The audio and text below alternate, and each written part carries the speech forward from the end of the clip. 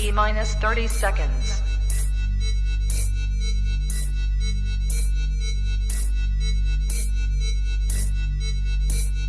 T-minus 20 seconds.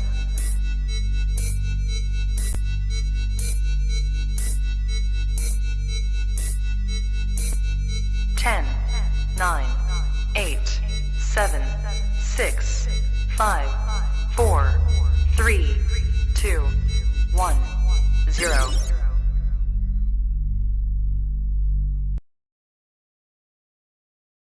Good.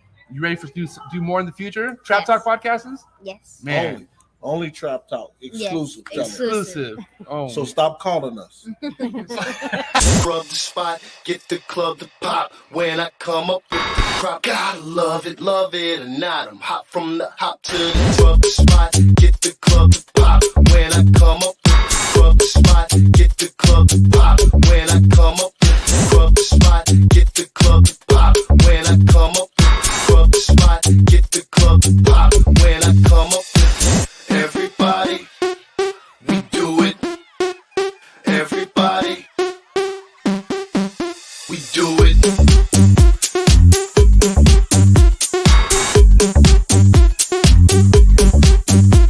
Do it. Do it.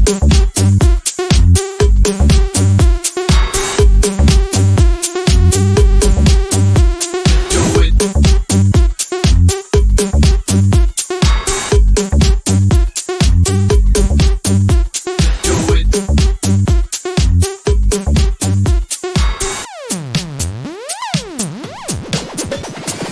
Rub the spot, get the club to pop. When I come up with the rub the spot, get the club to pop. When I come up with the rub the spot, get the club to pop. When I come up with the rub the spot, get the club to pop. When I come up.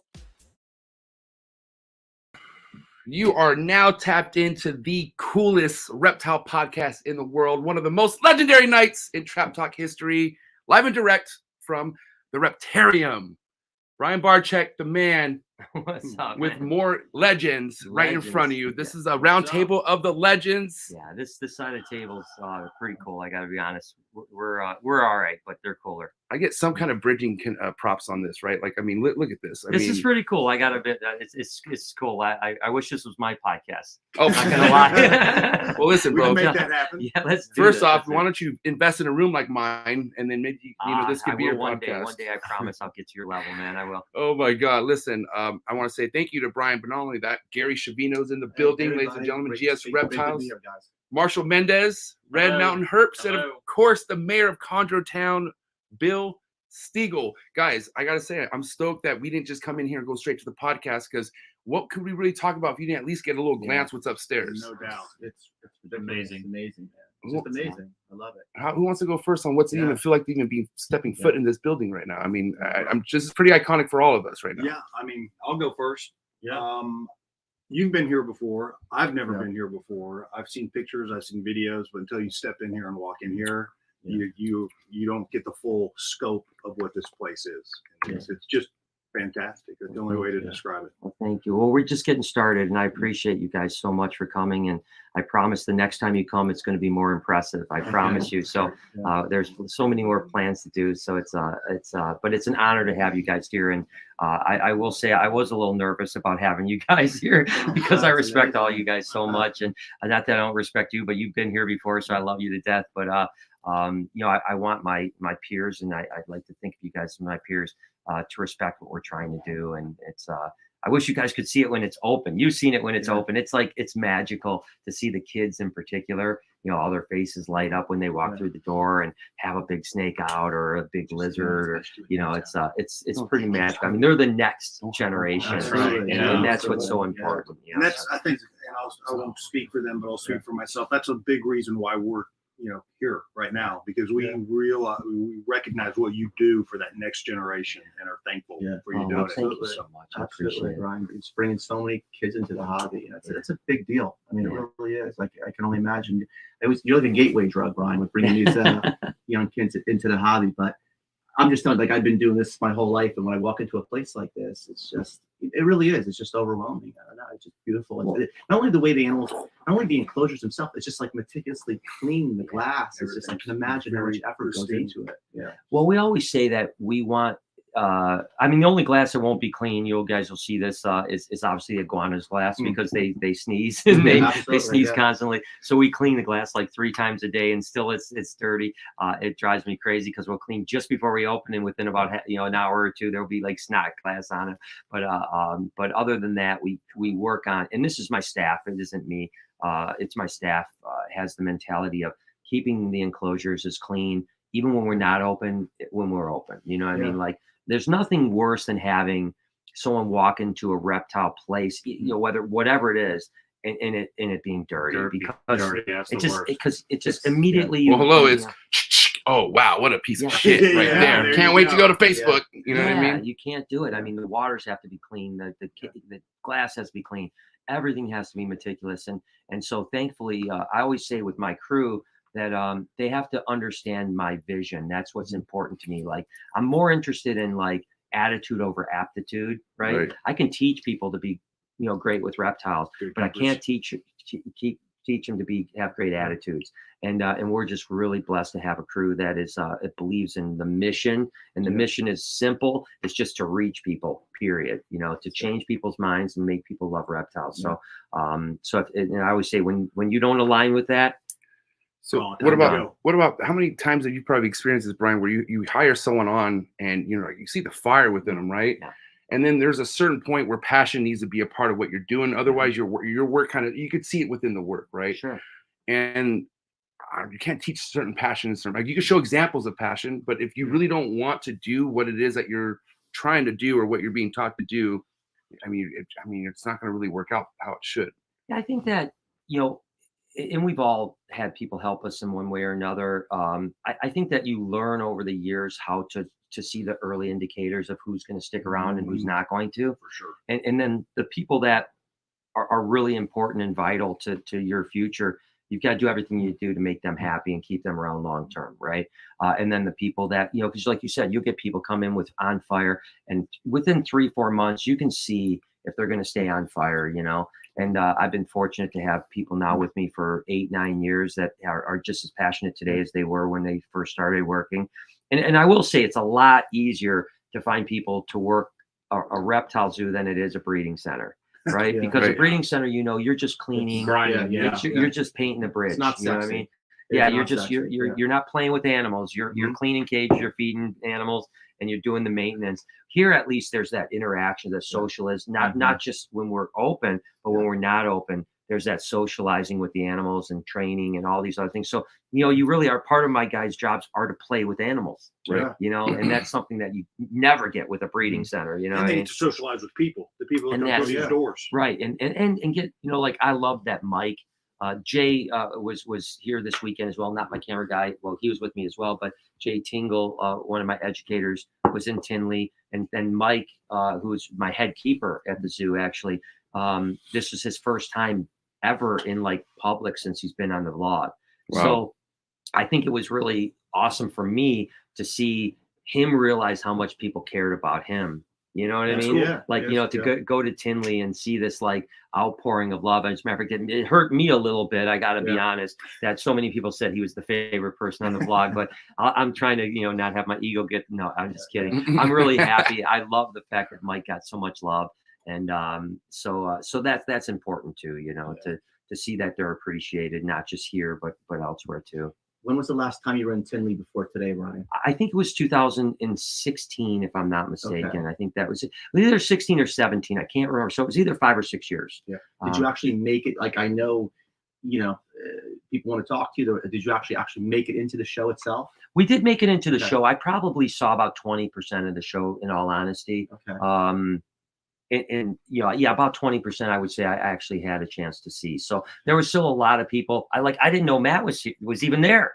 I mean, I didn't even know so many people were here. But it was a surprise visit from you, like, and that's why you were coming. Yeah. So why did you decide to come? Was it last minute, or you knew you were coming? No, so I had a video idea that I wanted to do for over almost 4 years. I've been wanting to do a video, and it had to be at the October Tinley Park. It had to be. That was the only show in the whole country that I wanted to do it at.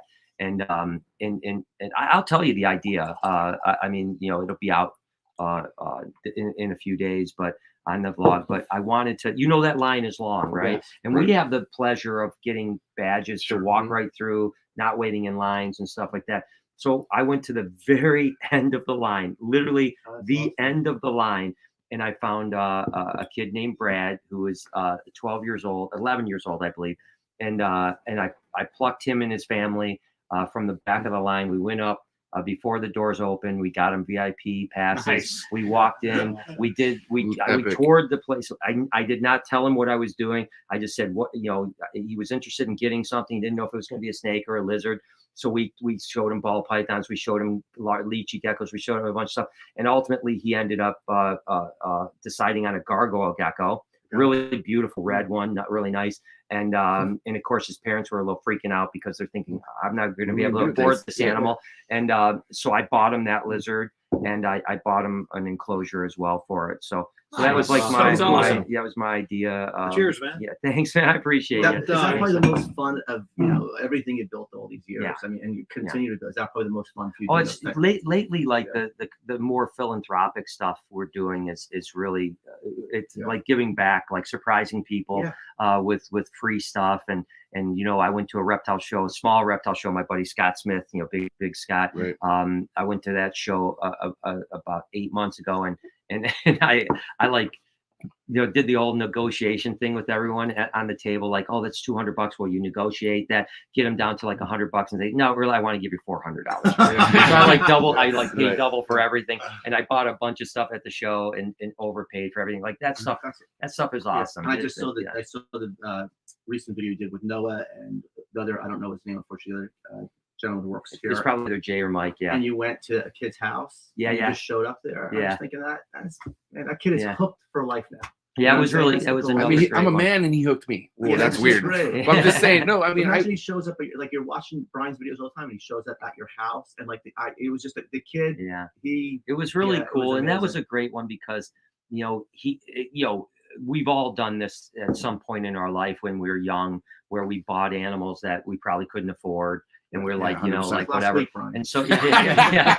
And so that was really great because he didn't know I was showing up to deliver the snake. He had bought a snake from us, and he didn't know that I was I just showed up to deliver it rather than the FedEx. Parents to surprise him or something. Didn't even do that. I mean, we just just showed up, Oh, and nice. he was actually outside, you know, getting in the car, so we just caught him in time, and then you know, I gave him the money back for the snake, and then even paid for a year's worth of food for him.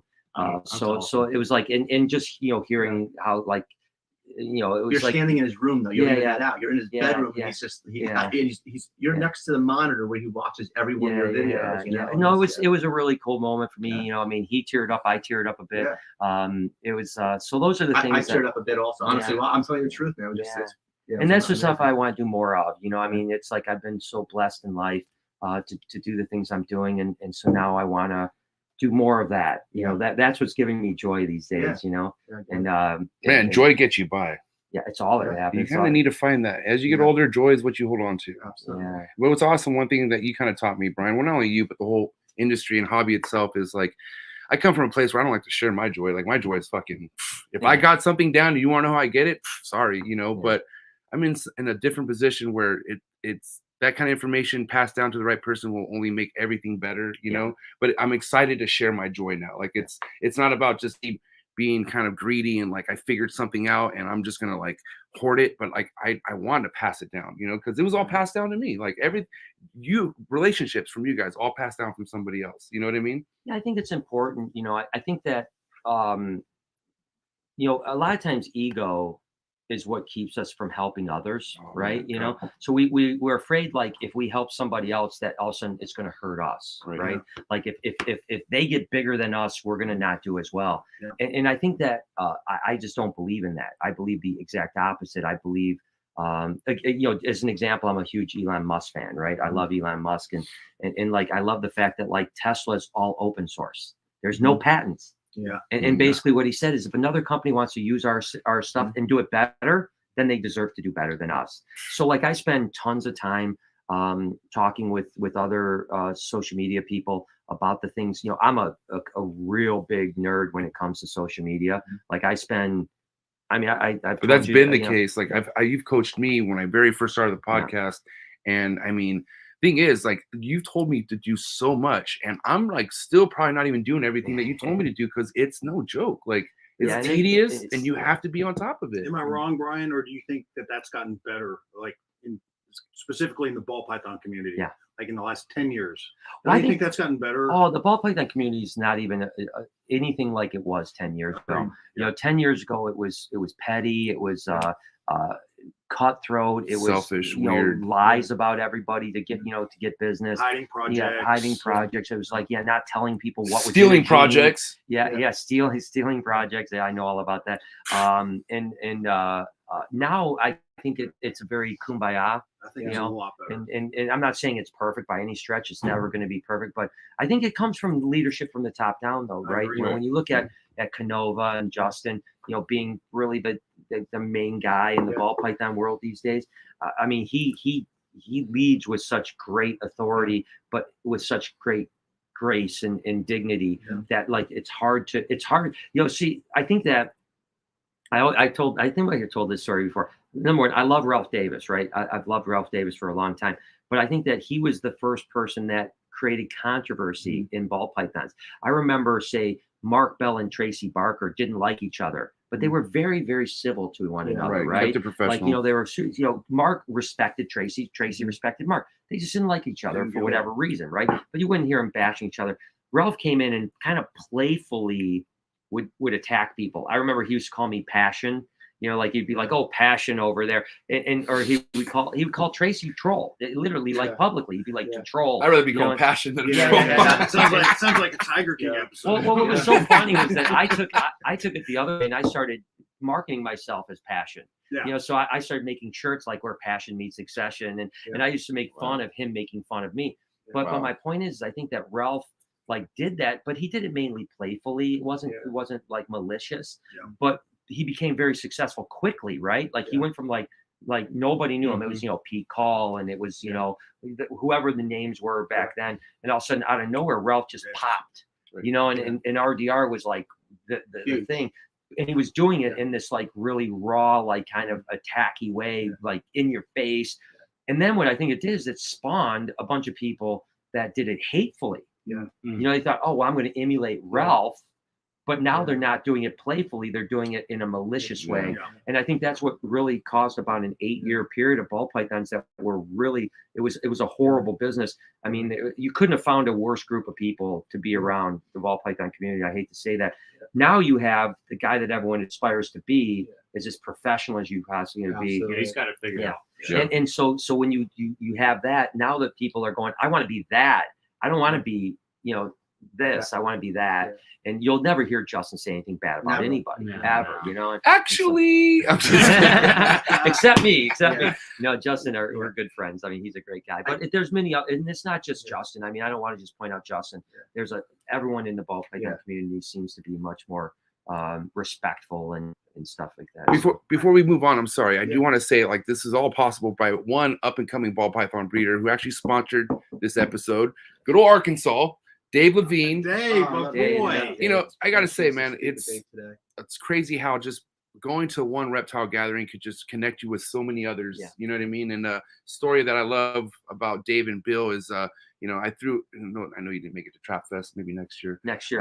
But Bill was on his way to Trap Fest, and then on his way in the plane, Dave, what can you tell the story? Well, I was walking down the plane, and I knew nobody else from the Dallas area was going to Trap Fest, right? So I'm walking down aisle of the plane, and this guy sitting in first class, I was of course coaching next to the back, goes, "Bill, hey, you going to MJ's?"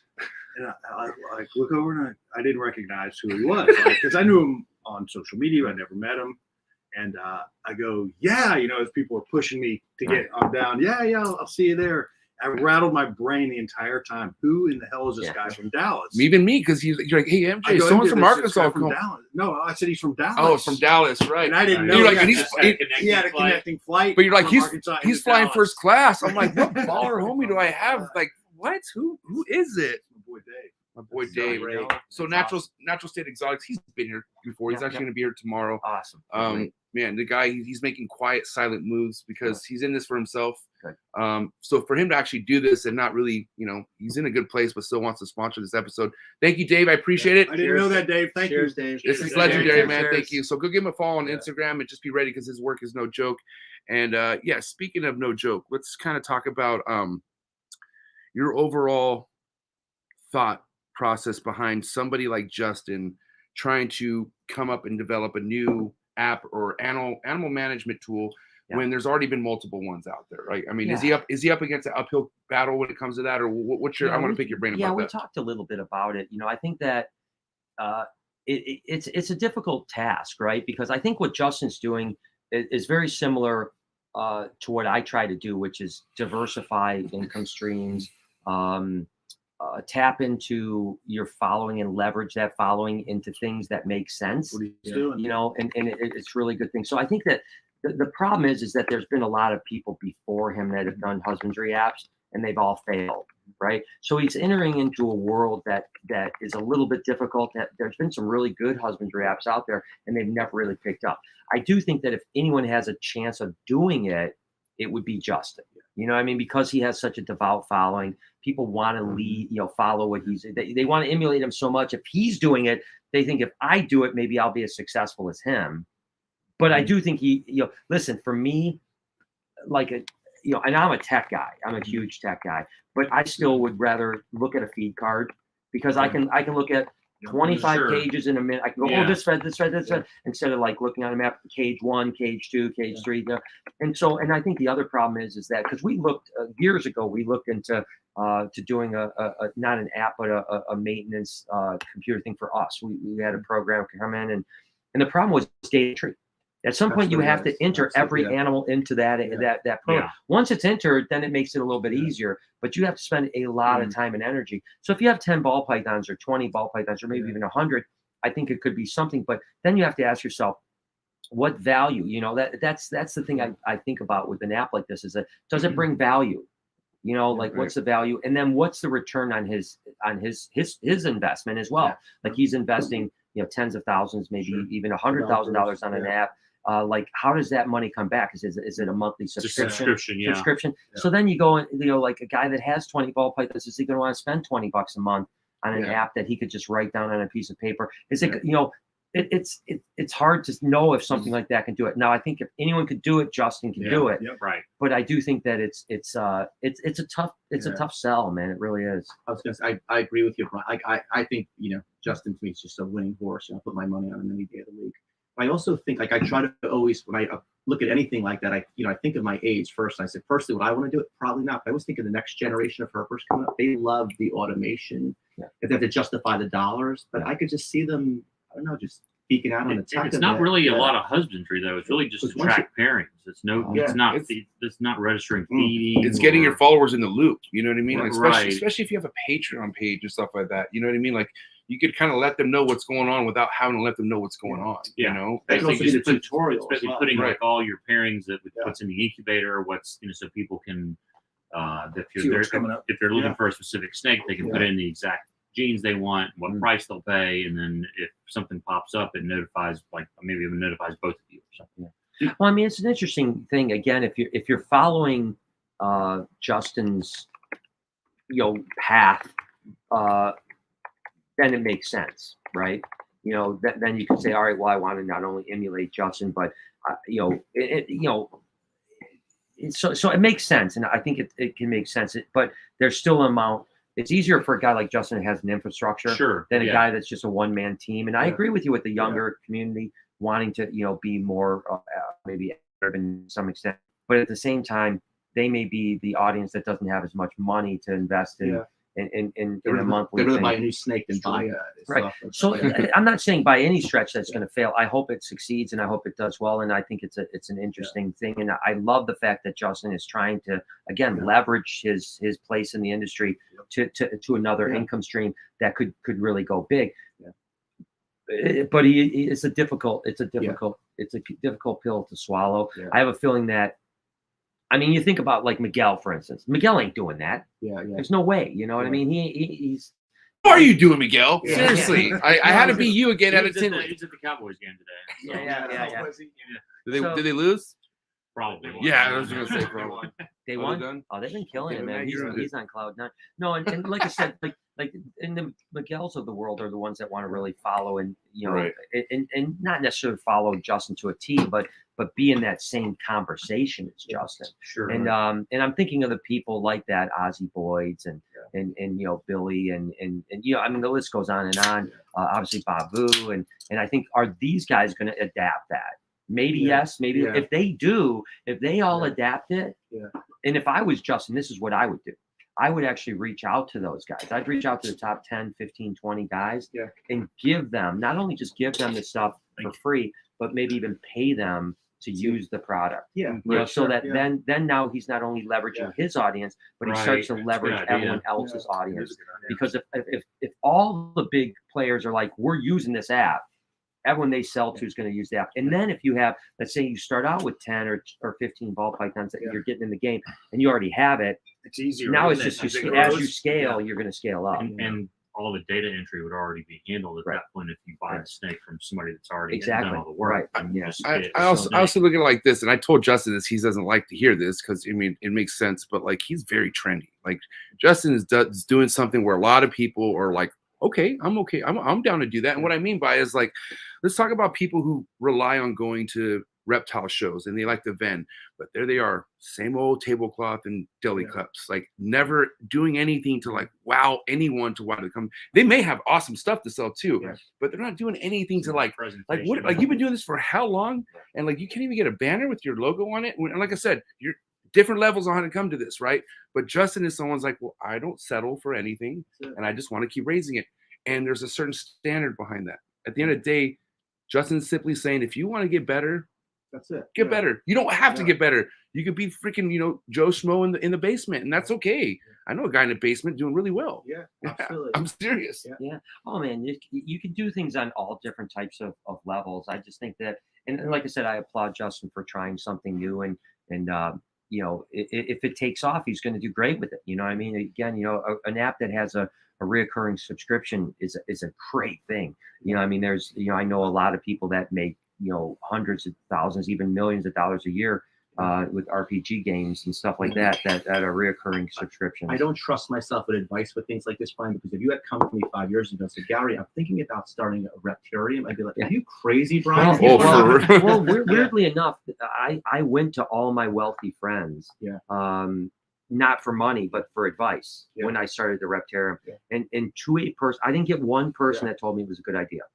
Not one. Not even one. You're in good company, Gary.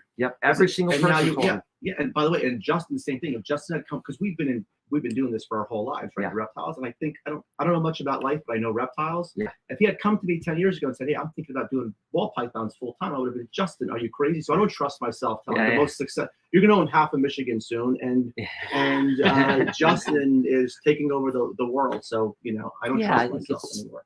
But I think it's smart to, again, for Justin to diversify, because there's so much volatility. There is, in the reptile world, right? We saw in 2009 through 2011 ball pythons that were $15,000 go down to $1,500 within a couple months. I mean, 90% reduction, and we are heading into an economic turmoil. How hard, we don't know. We don't know how bad it's going to be. What are your thoughts, though? Brian, you've been at this a long time. You follow market trends. Like, what are your thoughts? Well, I think that there's going to be some pain in the ball python world, right? I think there's going to be some pain next year in particular. I think it's already happening. I think it's already slowed down. Because of COVID, you think? Because of the spike? Well, I think that there's two different things going on. We had, obviously stimulus, which was silly. I mean, BHB had the most profitable 2 years it's ever had in its entire career. And now we're, printing all that money. We're getting into an economic time that we know is going to be really a downturn. The thing is, when you get to into reptiles, it's interesting because this is interesting about reptiles, and I know because I went through this in 2008 through 2011. Is that high-end ball pythons are a lagging indicator. So what happens is what goes away first is the lower end ball pythons get hurt first, because that's the working class people that are buying that. And the high end ball pythons still continue to stay strong. And we actually, in 2009, I remember I was looking around to buy some gigantic houses because they were like $1.6-1.8 million houses for like $400,000, because I was still crushing. I was still making tons of money because people were spending $10,000-15,000 on ball pythons. Thank God I didn't buy those houses, because I would have lost them, because all of a sudden the wheels fell off and that lagging indicator of the higher end ball pythons, it caught up and the economy caught up. And now the people that were making big money all of a sudden said, wait a second, I don't want to spend 15 grand on a speculative investment with ball pythons. And all of a sudden now, and we all know that, listen, just be, brutally honest, is that a pinstripe ball python or a stranger clown is the same snake. Right. There's just the perception that one's worth more money, right? The rarity of it, the perception of it. It's the same ball python. You know what I mean? It's still a $100 snake, right? You know what I mean? And so what happens is when economies get tight, and then that next level, the business people that are making money, it starts to dry up. Those get very volatile, very, very volatile. And I don't think that, I'm not doom and gloom. I'm not a doom and gloom guy. I survived 2008, 2011. I did do a massive downsize to get through it in the rate that I did. Were sales hurt a lot during that time? It was crushing. Oh, really? I mean, it was like I was doing, $150,000 a month of sales. It went down to like 30 grand. Oh, wow. Yeah. I mean, like like that within 2 months. And it stayed that way for like 2-3 years. And then you have a vicious cycle of people getting desperate and dumping animals and thinking it's never going to come back. Right. It's gone. Right. And then the cycle starts over again. So really, it's much like, say, real estate, in 2008, 2011, or maybe what's coming in this next year. Yeah, what's coming. I think I think we're still 10 months away from the pain in the real estate market. But I mean, like if you would have bought property, if I could have afforded those 1.8, matter of fact, I'll tell you a quick story. There's a house, again, $1.6 million is what the bank was owed for this house. I put a $425,000 offer in on the house. Thankfully didn't get it, because I would have lost the house. Honestly, I would have lost the house. Didn't get it. But my broker came back and said the bank will take $450,000. I said, I'm not paying $450,000. I support $425,000 is the most I'll pay. They said no. They sold it to someone else, whatever. I actually drove by that house probably 6 months ago and then looked on Zillow. It sold for $2.2 million 6 months ago. Wow. So my point is, a great time to get into ball pythons may be 2023. Yeah, when the prices are down. Yeah, when we see this dip, it might be great to load up in ball python. But the people who are dependent on that, it's going to be hard. It's going to be. But isn't it like a cleansing? I mean, wouldn't we be silly to think that if when the economy starts to dip a bit, housing market is affected, stock market is greatly affected. Everything's affected. Why wouldn't we think that the reptile market wouldn't be affected, right? Yeah, it's because we're people in that world are not thinking clearly about it, right? It's a thinning of the herd too, Brian. The people who are not putting all their effort in think they're just going to make a lot of money overnight without it's clearing that field a bit. It does clear it, but I think that it's not as I think it needed to be cleared in 2008, 2011. I don't know if it needs to be cleared as much now, because I think that I don't think there's as many, I guess what I'm saying is that there aren't as many money people in it that are doing it just for the money now. Yeah. Like in 2008 and 2011, there were people that could give a crap. They could care less about snakes. Yeah. They were doing it strictly for the money. Do you remember the name of the guy back then? He was like Joe King. Was he the car dealership guy? Yeah, he's like, Joe King. Can you tell? I remember that. Joe Capone. He was the Joe Capone was it, because he was like the ball python king or something. And he would take a ball python that would sell for $5,000, and he would say he would sell for $500 and he would just do involved. And he disappeared overnight as fast as he came in. But that's he was a money guy. He was used when he car said salesman. That, that's what I was thinking. Yeah, he's a used car salesman. I remember him doing a little video where he's like, it was the funniest video I've ever seen in my life. He's like, it's like a car salesman thing. It was like, he was like, today we got $100,000 worth of sales. Wait a second, I got a phone call. Hang on 1 second. Absolutely. Oh yeah, what, 5,000? Sure, I'll take it. just close another $5,000 sale, guys. And this was like, he literally How did I miss this? It was. I remember Ralph Davis and him. Oh my gosh, it was so great, man. It was great to watch, I mean, when Ralph was attacking other people, it was fantastic. That made me really, I wasn't even into ball pythons, but I was going to all the shows. I was, much younger than I am today, and it just made me really uncomfortable. I wasn't even in it. Bad. I wasn't, but they would literally be screaming over aisles at the shows. I mean, I was really, it was. But I think then, so listen. I think now, if I don't want to see as many people get hurt, not that I ever want to see people get hurt, but I think that back then the Joe Capones needed to get hurt to get out. Absolutely. Right. Yeah. I think now there'll be people that probably have some pain, but so let's back up to that. My advice to those people is stay with it. Yeah. Right. My advice is like, don't, if you sell, what do we say about the stock market? I could care. I don't even look at my stock portfolio. Absolutely. I don't even care because I don't care about that for 20 years. Right. So I don't care that, last year I was crushing, right? I was like, holy crap, the returns are amazing. And I could have sold, but I don't care because that's for way down the road, So unless you sell, you haven't lost a dime. And the same thing goes with ball pythons or any reptile for that matter, is if an animal does go from 15,000 to 1,500, ride it out because it's not going to go back to 15,000. But somewhere in between. Yeah, but you're going to make your money back when you start breeding it and you start producing stuff. And, I've told people the only time that I've ever lost money on any reptile product is when it's died. That's it. Absolutely. I mean, even my worst investments have always eventually produce one litter from it. Normally it'll. And even if it takes you 3 years, who cares? I mean, to the real world, if you can make a 10% return, and isn't it funny for guys like us that like I just got offered a syndication, real estate in syndication where it's like $100,000 investment guaranteed, 10% return, on my investment. And like I go like, why would I do a 10% return? I get 100. Yeah, like I could put that 100 grand and make it into 500 grand. Watch me. But to the real world, 10% is great. Yeah, our construction, we operate on like 3-4%. Really 3-4%. Yeah. I just had that conversation. My brother just called me. There's some government program. You're allowed to put maximum $10,000 way over the next 12-month period, and you will guarantee a 10%. It's legit. It's going on right now.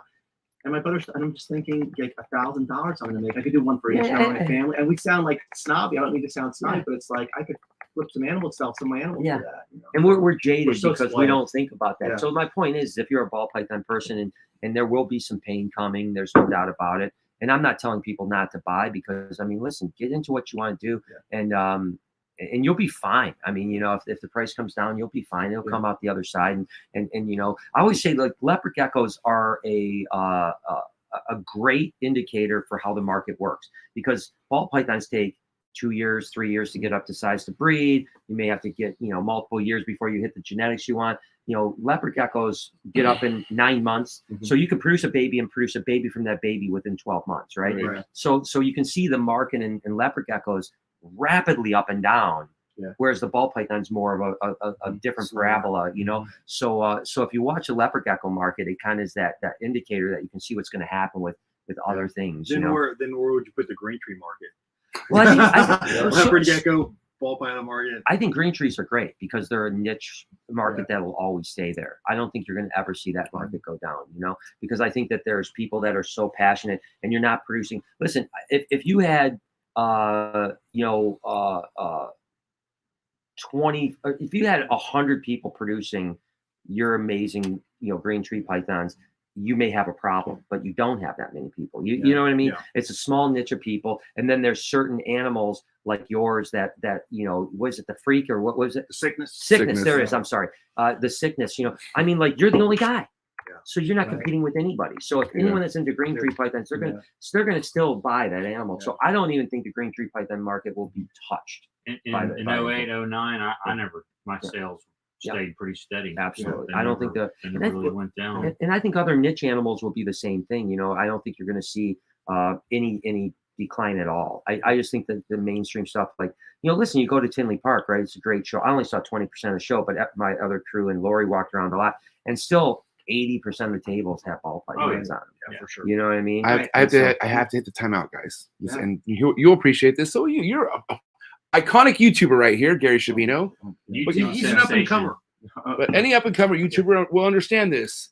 if you're tapping in and you're not hitting that like button, you're into Carpondros for sure. Something wrong with you. Why wouldn't you want it? There's no way there's only 41 likes and over 100 people tapping in right now.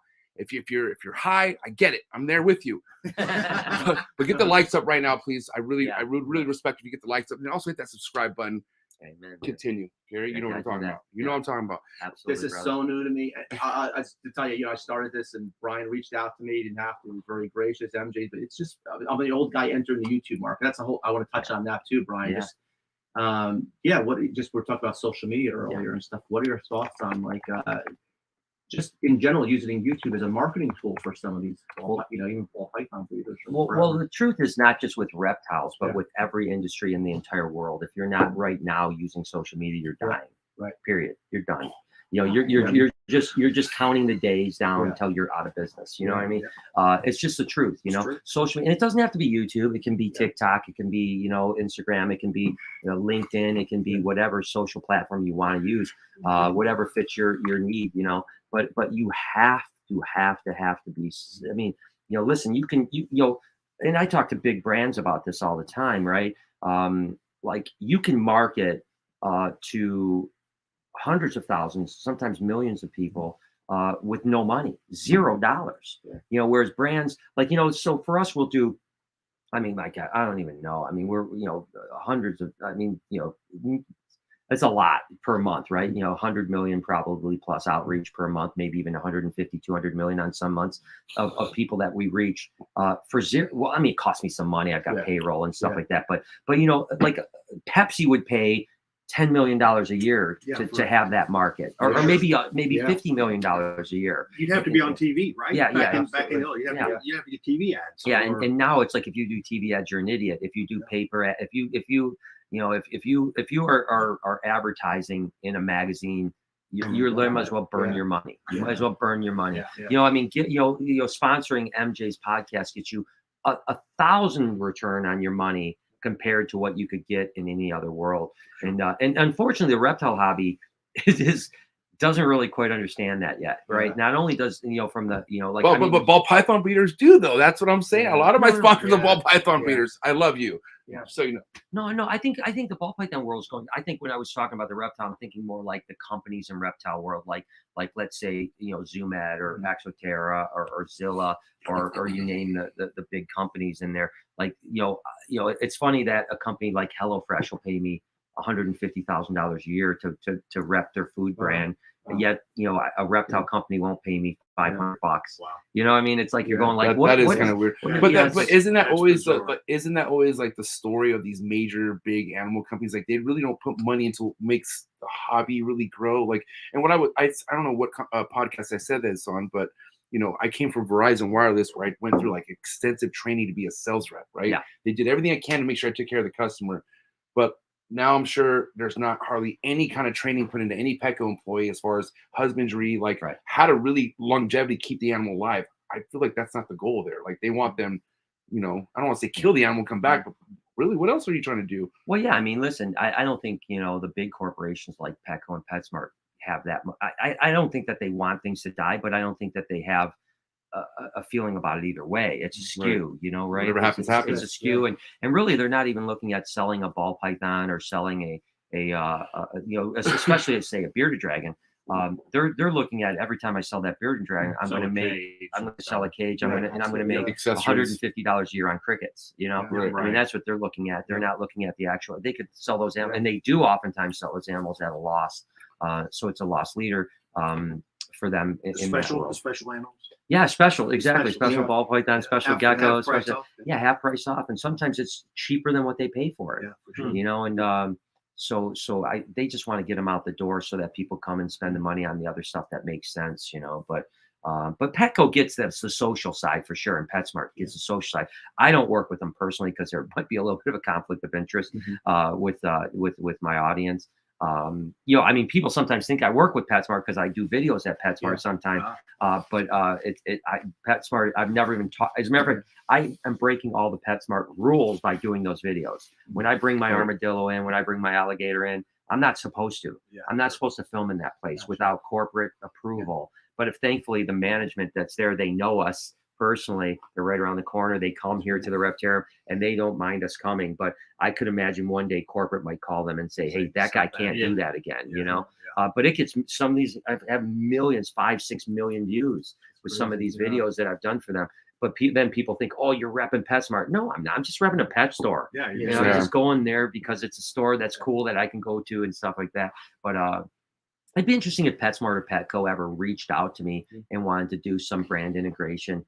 I don't know what I would do. You know, I mean, I would have to really think. I see they got Maria Menounos with Bearded Dragons and ads. Yeah, which is pretty. I mean, that really. I think that's awesome. Yeah, you know, she's a B-list celebrity, I would guess. Right? But it's pretty cool. She's holding a bearded dragon.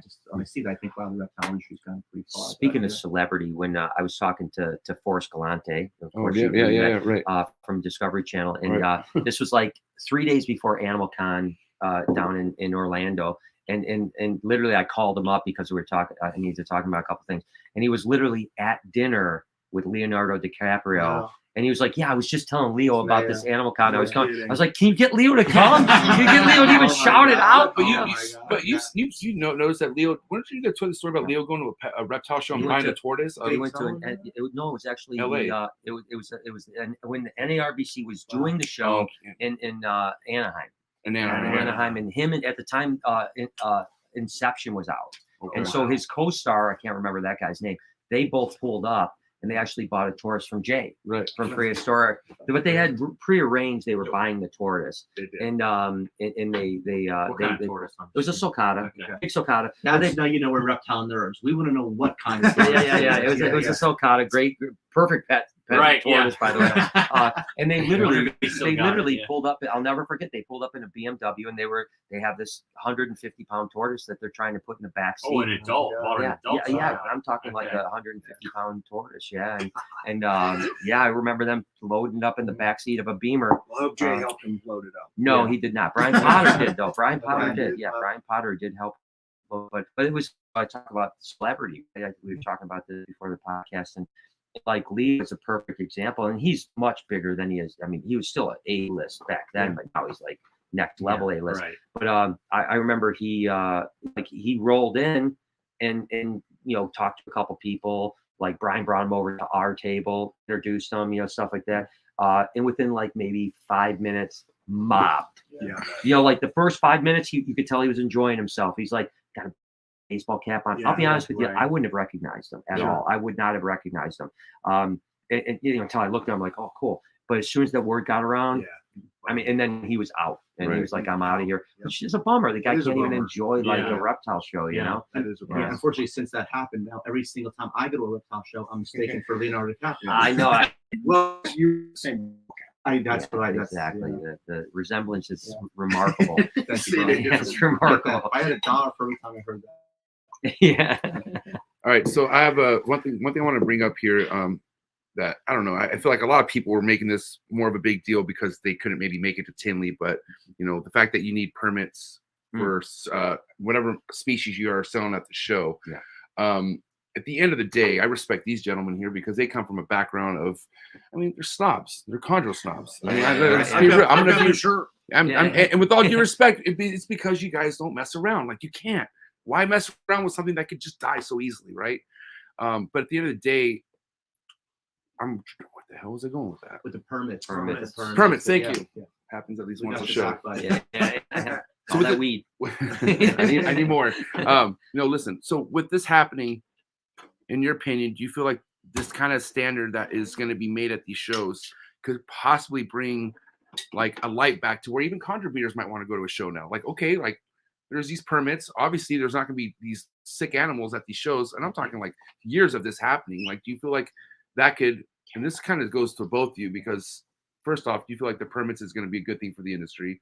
Like as far as making us look better, that we care and we don't have sick animals? I personally don't think it's going to make a difference either way, because I don't think that those permits / health certs are real anyways. I think that exactly. They're checking, right. They're checking a box and just signing. It's a way to get a couple $100 out of everybody. It seems like it. I knew a few people that brought their own permits in. And that's what I'm saying. I don't think copy one, right? Make it. Yeah, I mean, if they really needed health certs that were legit, number one, they couldn't afford it. No one could afford to take. I remember doing exports years ago, and we do 500 colubrid snakes, and we take it to our vet, and there was a box, big box of 500 snakes, and they'd go like, oh, blah, blah, blah. Okay, looks good. Yeah. And sign the health cert. Right. That was the end of it. I could have had anything, and I could have had dead snakes on the bottom. They wouldn't have known. So I don't think it's a good thing, and I think it's going to hurt people more than help them. Personally, I don't like that. I don't like it at all. So with that being said, I'm sure you guys, even if it's like, okay, you have to have a permit, you guys would never still be safe about bringing your production, because think about Rico Wilder, like the stories of him having the tables that he had, and you don't see that anymore. You know what I mean? Yeah. But boy, I miss that. I mean, I would like to be a part of that. I think what's happened over the past few years, the conjures have been such a shortage of captive bred animals. So we've been really spoiled. That may change, Brian, over the years, but so far we haven't had to bring animals to a show because we've been fortunate enough to sell them online very quickly. There may be a time where we need to bring them to a show, and I don't know if the health thing would matter to me at all. I don't know. It wouldn't matter one bit. I personally don't think I'd ever bring green tree pythons to a show. I've done it before. I would. I've done it, and we do it again. If, like Gary said, if the market dictated that, I enjoy it. I would love to do it. Yeah. But I can't justify doing it now when there's risk to the animal with absolutely no reward in return. So on a deeper end of this kind of subject here, we're talking like how permits can be kind of phony, right? Like, how do you really legitimately know that this has been checked? And I feel like that's kind of the same with people's quarantine process. I don't understand the whole permit thing. So what was the objective of the permit to really keep away like the fresh imported animals? What's the objective of having to have vendors get permits for their animals? What's the deal? Well, because let's think about not at NARBCs, but I mean, how many times have people walked across a display and like that animal's dying, or like sick. You know what I mean, or just something that's not right. An NARBC thing, right? It was like it's a show. It's a snake. It's a snake. You're right. So what was it? And it was a law that was on the books for the last like 10 or 15 years. So this isn't a new law. This is something right, and it wasn't new. And Potter said that on the show. It's like this isn't something that just happened. Like this is something that just hasn't been implemented. And for whatever reason, I can't remember the name of the guy that runs things in Illinois. I know him. He's actually not a terrible guy, to be honest with you. He's a pretty decent guy. I know him. I've ran into him a number of times, but for whatever reason, and maybe he got some pressure from above, and he's like, "Hey, I have to start implementing this system here. Sorry, guys." Just before they make us, preemptive strike. Yeah, and it was good that they at least, they backed off to where they were saying, "All right, well, if you don't have permit." Originally, it said you needed health certs from state of origin. Right. And then they backed off and said, all right, well, you can do it, here or whatever. We saw it big time in the Arlington NRBC. Everybody was getting their permits done there. Yeah. In anticipation of coming to Tinwell. Yeah. And I think that's kind of what you're going to see. But I don't think it's a good thing. I think it could really hurt the hobby, hurt the shows. I mean, listen, if they would have had state of origin, that show would have been decimated. Absolutely. Right. Tinley would not be there. Yeah, Tinley wouldn't have been. Because people can't afford that, you know what I mean? Yeah. Especially if you live in a rural place in Kentucky, you got to drive 3 hours to a vet, spend $1,200 on a vet. Like Rob and Amy Zirkle, friends of mine, were there. Yeah, they're great people. I mean, unbelievable people, but they have such a diverse collection. Yeah. So if they have to pay for health cert for every species, they're going to spend $6,000 in permits. Yeah. So what, you could pay a vet to come to your table and look at it? That's what they're doing basically. Yeah. But it's like it's very check. Yeah. And you're on. And Daytona did that. I don't know if Daytona still does because I don't vend anymore. But Wayne just paid a vet X amount of dollars, and he would just go table to table, and he'd hit 500 tables in a day, and he got a $5,000 check, and he was done. And I remember him coming to my table and literally being like, "All right, good. What do you got? You got your list?" Never even looked at a snake. Yeah. Never looked at a snake. He just said, "Here's your list." Okay, good. When FWC would come, they would take a look at the list. They'd say, "Okay, you've got everything you've got. You got the check mark. You're good. Done." Again, I don't know if Daytona's still like that or not, but that's how it was. I have to definitely bring this up, Brian, because you were somebody that kind of like, I mean, I got into this with friends that looked like they were really rich in ball pythons, man. I was like, holy shit, doing really well. And I remember I had a conversation with you, and you, not anybody in particular, but like, you would say that some people kind of get in the realm of things too soon, and they kind of start living a lifestyle that, once this ball python takes either a stagnant hit or a dip, they might not be ready for that, that kind of change. That being said, I have other people that I talk to, like Stephen Cush. Shout out to Stephen Cush. Stephen Cush is a huge believer that, breeding ball pythons in a sense could be a big triangle pyramid scheme. Like it's a big. Like, well, it is a pyramid scheme. I mean, it's not. It's. I mean, that's if anyone that calls it anything else is a liar. I mean, there's nothing wrong with that. I mean, there's lots of things in life are a pyramid scheme. I mean, there's like illegal pyramid schemes where you're Ponzi scheming it, or you're a pyramid. I mean, Justin makes the most money on project, and everyone below him makes less money. That's pyramid scheme. That's the way it goes. I mean, and I was on top of that pyramid for many years, right? Sunset ball pythons, scaleless ball pythons, pinstripe ball pythons. I mean, the list goes on. Clown ball pythons. We were the top people. We were the ones that were doing it. And then I saw all the people beneath me make less and less money, right?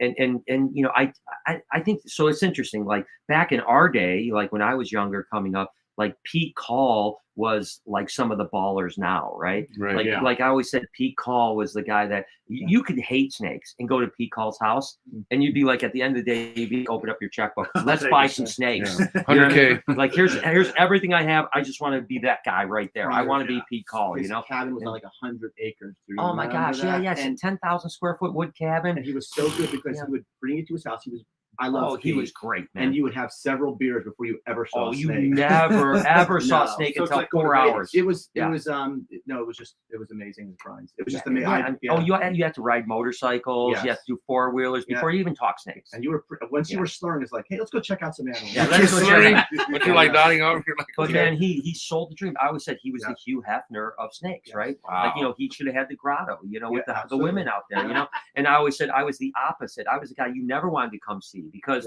like it's like that dude just works his ass off and doesn't enjoy anything, It's like I'm living like a pauper, like driving a 12-year-old piece of shit truck and just like putting everything I can into this corn snake, But no, so I think you need that too, right? You need the ballers that are like, look at what I could do, blah, blah, because it inspires people to get involved. But it also, people have to understand that there's volatility, right? Right. I mean, don't mortgage your house. And that's one of the reasons why I got out of investment ball pythons is that I started seeing people really get hurt bad.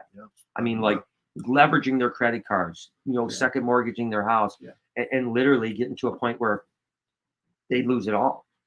And I couldn't be the guy that was supplying that anymore. I just didn't feel comfortable with it. And so I backed away from it. It's kind of like being an NFL player, right? Like to be a Justin Kobulka is like every kid wants to play high school football.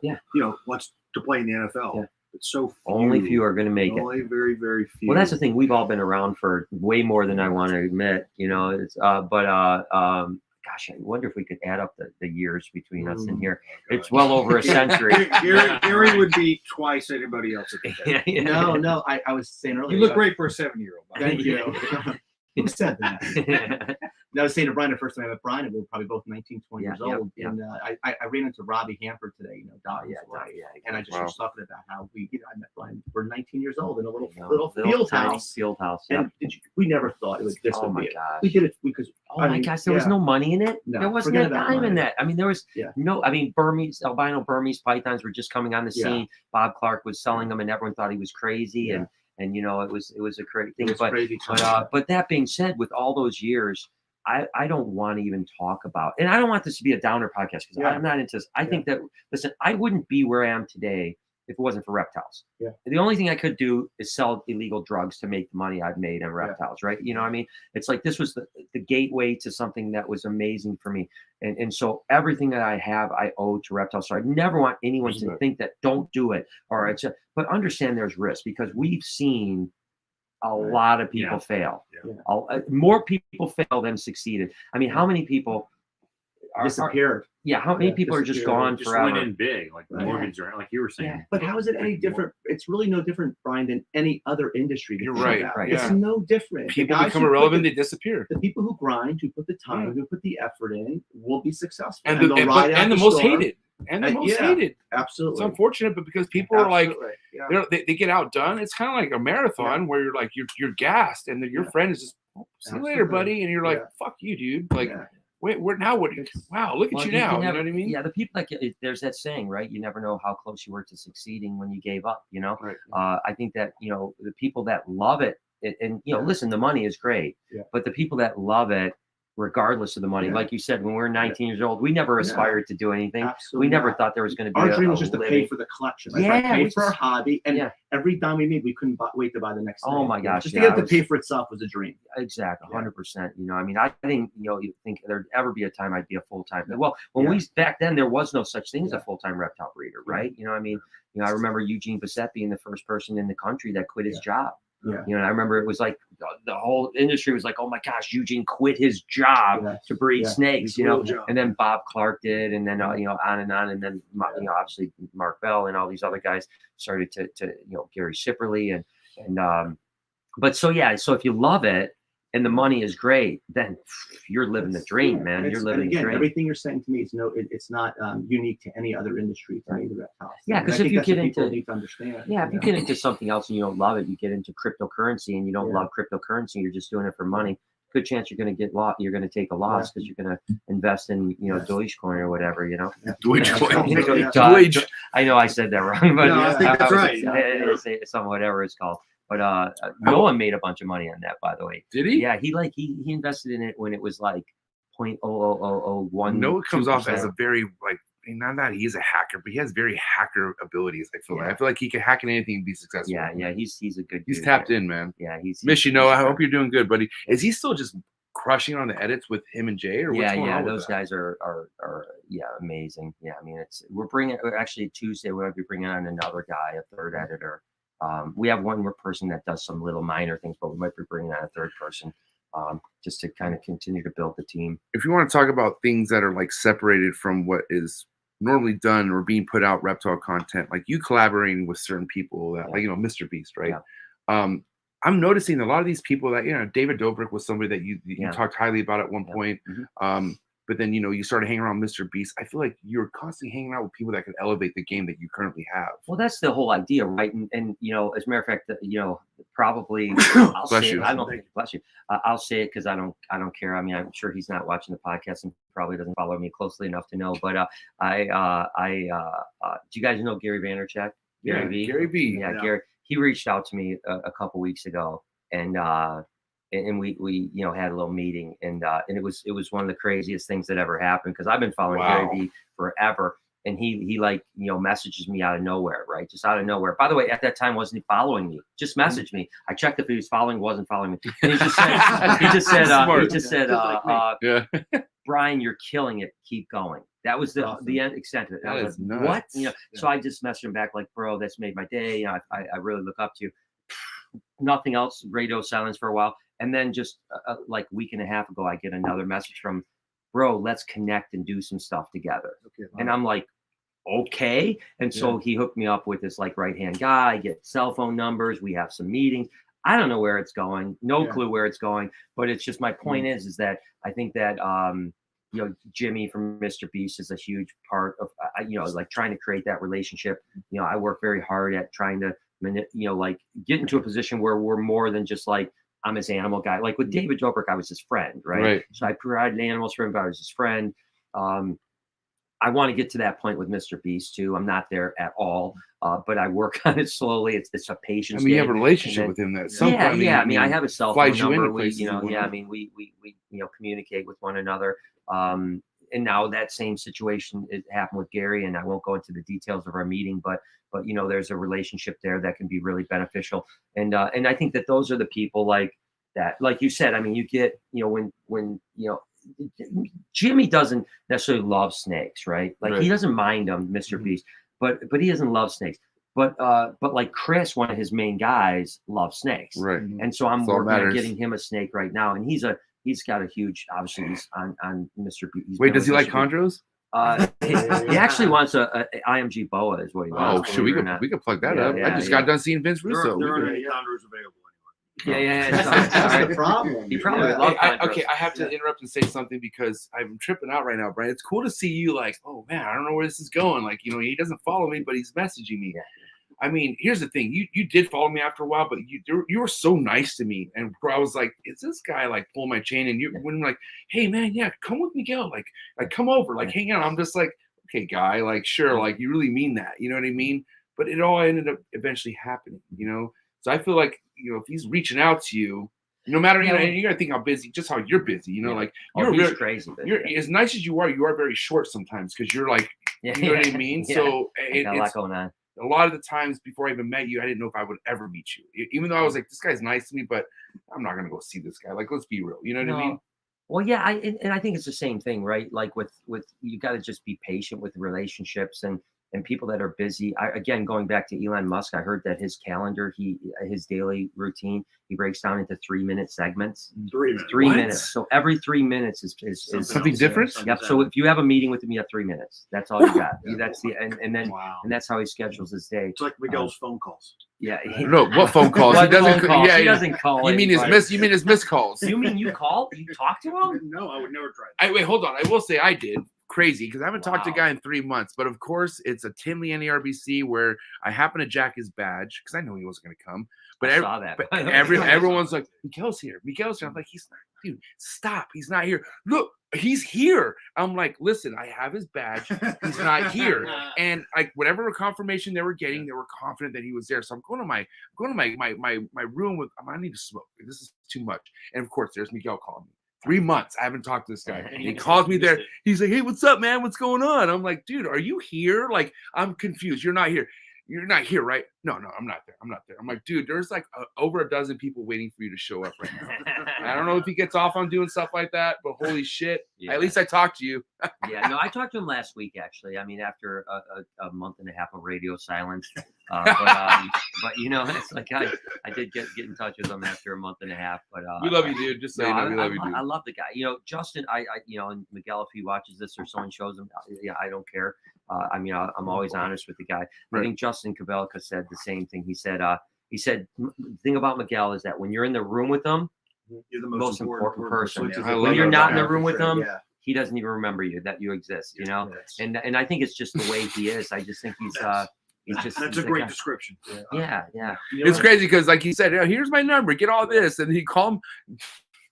Yeah. Wrong number, motherfucker. Yeah, but he's a great guy. He's got a heart of gold, and he's a great guy, and he's killing the game. He's it's again he roots for the under, like he wants to help. It's amazing how far he's been able to get to where in such a short amount of time. But like he also he's also come from like he doesn't come from riches and shit like that. Like he got put in the right place and met the right person to elevate the life, and it just kept going from there. And some people just need good people in their lives. That's it. And not that I didn't have good people in life. I had party people in my life. Like all my influences were not the right influence. I met Miguel, and not even within a year of knowing him, he had me come to LA on my wife's birthday, treat us to Mastros, like in his damn was this Impala that he had, his 64 orange Impala or 69 Impala, I can't remember. But that right there was a bit of like, holy shit, I'm in the right place. Like, wow, like I've never been treated like this before, you know? And it's just as next as like somebody giving me a free snake. When I got my first free snake, I was like, what? Free snake? And it was nuts. What? Yeah. But now I get free snakes, and I know why, because I can't have this hat. Here, take it. I just gonna say what I think is so cool is like you guys are mentioning Miguel. I don't know. I'm not a ball python guy. You mentioned like Babu, Miguel, and Justin. Like, they transcend the hobby, right? Yeah. At the hobby ball python, these guys are grinding all the time, and that's what's super impressive about it to me. And again, it's they're creating an environment that is very conducive to people to spend money, right? Because it's like it looks so attractive. You know, it looks so good. You know, it's I mean, I want to roll around in an Impala and a C8, and I want to have a Rolex. And I mean, I don't want any of that personally, but other people do. A lot of people do, and there's nothing wrong with that. So I mean, again, it's the Pete Call situation, but now they're the real life Pete Calls of the 2020s. You know, so they're doing great things, and they're doing it the right way. I think that's the thing we talked about earlier about sharing. It's like I think it's so important to share success. You know what I mean? And like, man, I think that all ships rise with the tide, right? And so like I'm always trying to get people around me to elevate. You know, it's like that's my goal in life, is to elevate everybody, and not worry just about my elevation, because if everyone else is elevating, I'm elevating. You know, we're all rising together. If I'm just worried about myself, I'm not going to go as far, you know, because I'm going to take what you learn, if we're doing something together and you're elevating, I'm going to take what you're learning and I'm going to be able to use it too. We're both going to be using it together. And I think that, like Ozzy, I've created a really good relationship with Ozzy over the last 6-8 months. And, he's a guy that elevates me, right? He elevates me from a business standpoint. He elevates the whole industry. I mean, right. like you talk to Ozzy, you realize it's more than just ball pythons. Well, it's the smart thing because the volatility of the ball python world and the reptile world in general, he's now insulating himself from that, right? Yeah, exactly. And the best, if you really think about it, who are the most successful people in reptiles financially? I'm talking the ones behind the scenes. Well, I'm talking about the bells. Like let's talk the bells. Let's talk. Bob Applegate. I'm talking about multi-millionaires. Is Bob still in the game, Brian? He's not in the game, really. I think he gives a few things. What about but my Bill Brandt? point is that Bill is probably an outlier to some extent of what I'm trying to explain. Is most of the people that became multi-millionaires in reptiles utilize money they made from reptiles into other aspects of life that stocks, real estate, something like that. And that's why people should pay more attention to Oz. Like his Patreon should be bumping. I don't know if it is, it probably is, but it should be really bumping because he's given not just great sound financial advice. Advice. Right. Not silly snake advice. Right. Yeah. It's like what you do. You're going to make $100,000 this year that you didn't think you were going to make. What do you do with that 100,000? First thing you got to worry about is tax mitigation, right? Because you're going to get killed by taxes. So how can you mitigate your taxes by making certain investments that are going to bring down your tax burden? And the next thing is like, how are you going to create passive income? How are you going to, that is very lowly, in the lowest tax bracket. Plus there's also depreciation that comes with passive income. So these types of things that happen. And so like Oz elevates me, and then I'm trying to learn what I've learned from Oz and elevate my friends that can elevate the other thing. I mean, the old, saying is that, your network is your net worth, right? So surround yourself with people that are going to raise you as well as you can raise them. And I'm curious. Go ahead, Bill. Well, I was just going to say, and not to, boost the green tree community, but I think there's always been that, people that keep and breed and produce green trees. There's always been that level of support. Like we're talking about maybe 20 years ago, 10 years ago, the ball pythons. There wasn't much of secrets, No, very little secrets, very little people that didn't want to see their competitors or their customers do really well. Or what about not even wanting to show failure? Like there's so much things that which I think if you're a chondro keeper, how much failure goes in. But what about to the newer person just coming across this new group and like, oh my God, look at these guys and all their animals. You realize how much death has come with all this? You don't know until you know. You know what I'm saying? But I feel like a lot of people, I mean, maybe because this is a podcast, but we talk about failures. Like prolapses happen. Right, Marshall? Yeah. Well, okay, listen, it took me 3 years to get an actual Neo to eat for me. And it happened, right? So first, I told Bill first, and the second person was Marshall. Bill was like, dude, good shit, MJ. That's what I'm talking about. Marshall's like, oh, right on. Next is prolapse. It was good cop, bad cop. Oh, no. I was like, what the fuck, Marshall? No, the next. So I had 3 that were eating. 2 of them prolapsed. Then my last final one just prolapsed, but it's still live, thank God. Look at this smiling motherfucker. I'm just kidding. Part of the game. No, but I need to hear that. Like, honestly, I thought I was out of the woods. I was like, oh, they're eating. We're good. Never. No, you're never. You are never out of the woods. But I mean, think about how refreshing it could be to somebody who is like, dude, am I a failure at this shit?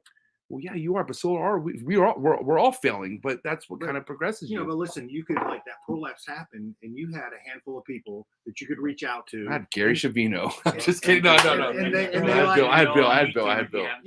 And they would immediately like, okay, this is what I think you should do. This is what you should do. They wanted to like help you. They didn't want to see that animal die, and then okay, well, if it dies, there's one less green tree on the market. Okay, so I have a question for you, Brian. Gary Shavino, for sure, hands down, one of the most interesting. Like, if it comes to like wanting to figure out species that are getting popular, but somebody who's had these species, giving you the details, like the rundown. His YouTube channel, man, it's just so detailed, but like in a good way, like in a like where you can't help but to want to see what's next, right? Sure. Right. Yeah. Gary started off very well. Like I'm talking like 7K views, like 8K. The views were there right from the beginning, right? Been putting out videos once a month, you would say consistently? don't have to say that in front of Brian. Like, Wow, you're grinding this might hard. help you. Yeah. Wow, that much, huh? But listen, let's talk about this, Gary. Let's talk about this because you know there was a like a climb that you saw, and like what's really cool, Brian. Honestly, my first video was like 48,000 views. Right. First video, That's unheard of. That's unheard of on YouTube. And it was fun. And paid for no kind of collaboration. Like this is organically done, yeah, right? Yeah, absolutely. Yeah. But now there's a and this is still nothing bad, but now like his first 24 hours is like 1,500 2K views. Yeah. He's seen a little bit of a dent into his normal videos, right? Yeah. Is it because YouTube is tired of him not putting out so much stuff, or like, is there an algorithm thing? Like, what do you think is going on? So YouTube always is changing, right? I mean, the algorithm is an artificial intelligence. It's constant changing. Plus, they're tweaking it constantly, and so really, frequency is actually not very beneficial, to be totally honest with you. A little more than once a month is probably good, but 2 times a month is probably once a week is good. Twice a month is good. Something on that line. But each video stands alone, to be honest with you. These days, it used to be different. Like there was a time where daily vlogging, when I started daily vlogging, YouTube really wanted that. They wanted content. They wanted people to stay on. Now it's actually not good. I do it just because I'm an idiot. But I think that I would like to go down to 2 days a week, 3 days a week, maybe even once a week. Wow. And really do like really rocky. I mean, like just knock your socks off. Right. Like spend the same amount of time that we spend on 6 videos on one video. Right. Editing, filming, pre-production, everything else like that. But what basically, and I can get really, really nerdy about YouTube, and I won't go too deep into it. But what matters is if you look at your analytics, you're going to look at your click-through rate and average view duration. That's what matters. That's all that matters on YouTube right now. So your click-through rate, you always want to try to be as close or above 10% as possible. That comes through title, thumbnail, and interesting topic. Interesting topics. What is that like? The people that see the video that actually click on it. Exactly. Right. So if 100 people, if 100 people get served, right? How many people clicked? Gotcha. 10%. That's a good view. That's a good number. Most people in the reptile hobby probably, I tutor a lot of people for free, by the way, in the reptile hobby. And I'll go, let's jump on your Creator Studio and look at analytics together. What's your click-through rate? 3.5%. Well, there's your problem. There's your problem. Right off the bat, we're right there. Let's look at your average view duration. Your audience retention graph, right? Okay, well, I'm a minute in and I'm down at 35% audience retention. Yeah. There's your problem. So do you find that the longer the videos, less people view the whole thing? Or no? Well, it depends on how interesting the topic is. If you can tell a story and do it in a way, and it can be very different. Like I know people that are very successful with long form video content that do very little editing. But all they have is long form. Like all their content is almost the same amount. It's not like 30 minutes, 5 minutes, or like you're right. It's usually pretty similar. But most of the time, they're outliers. Outliers are the ones that don't edit a lot, that have like long, they just roll it out. Like rolling content that might have a little bit of editing, but has this long kind of storyline to it.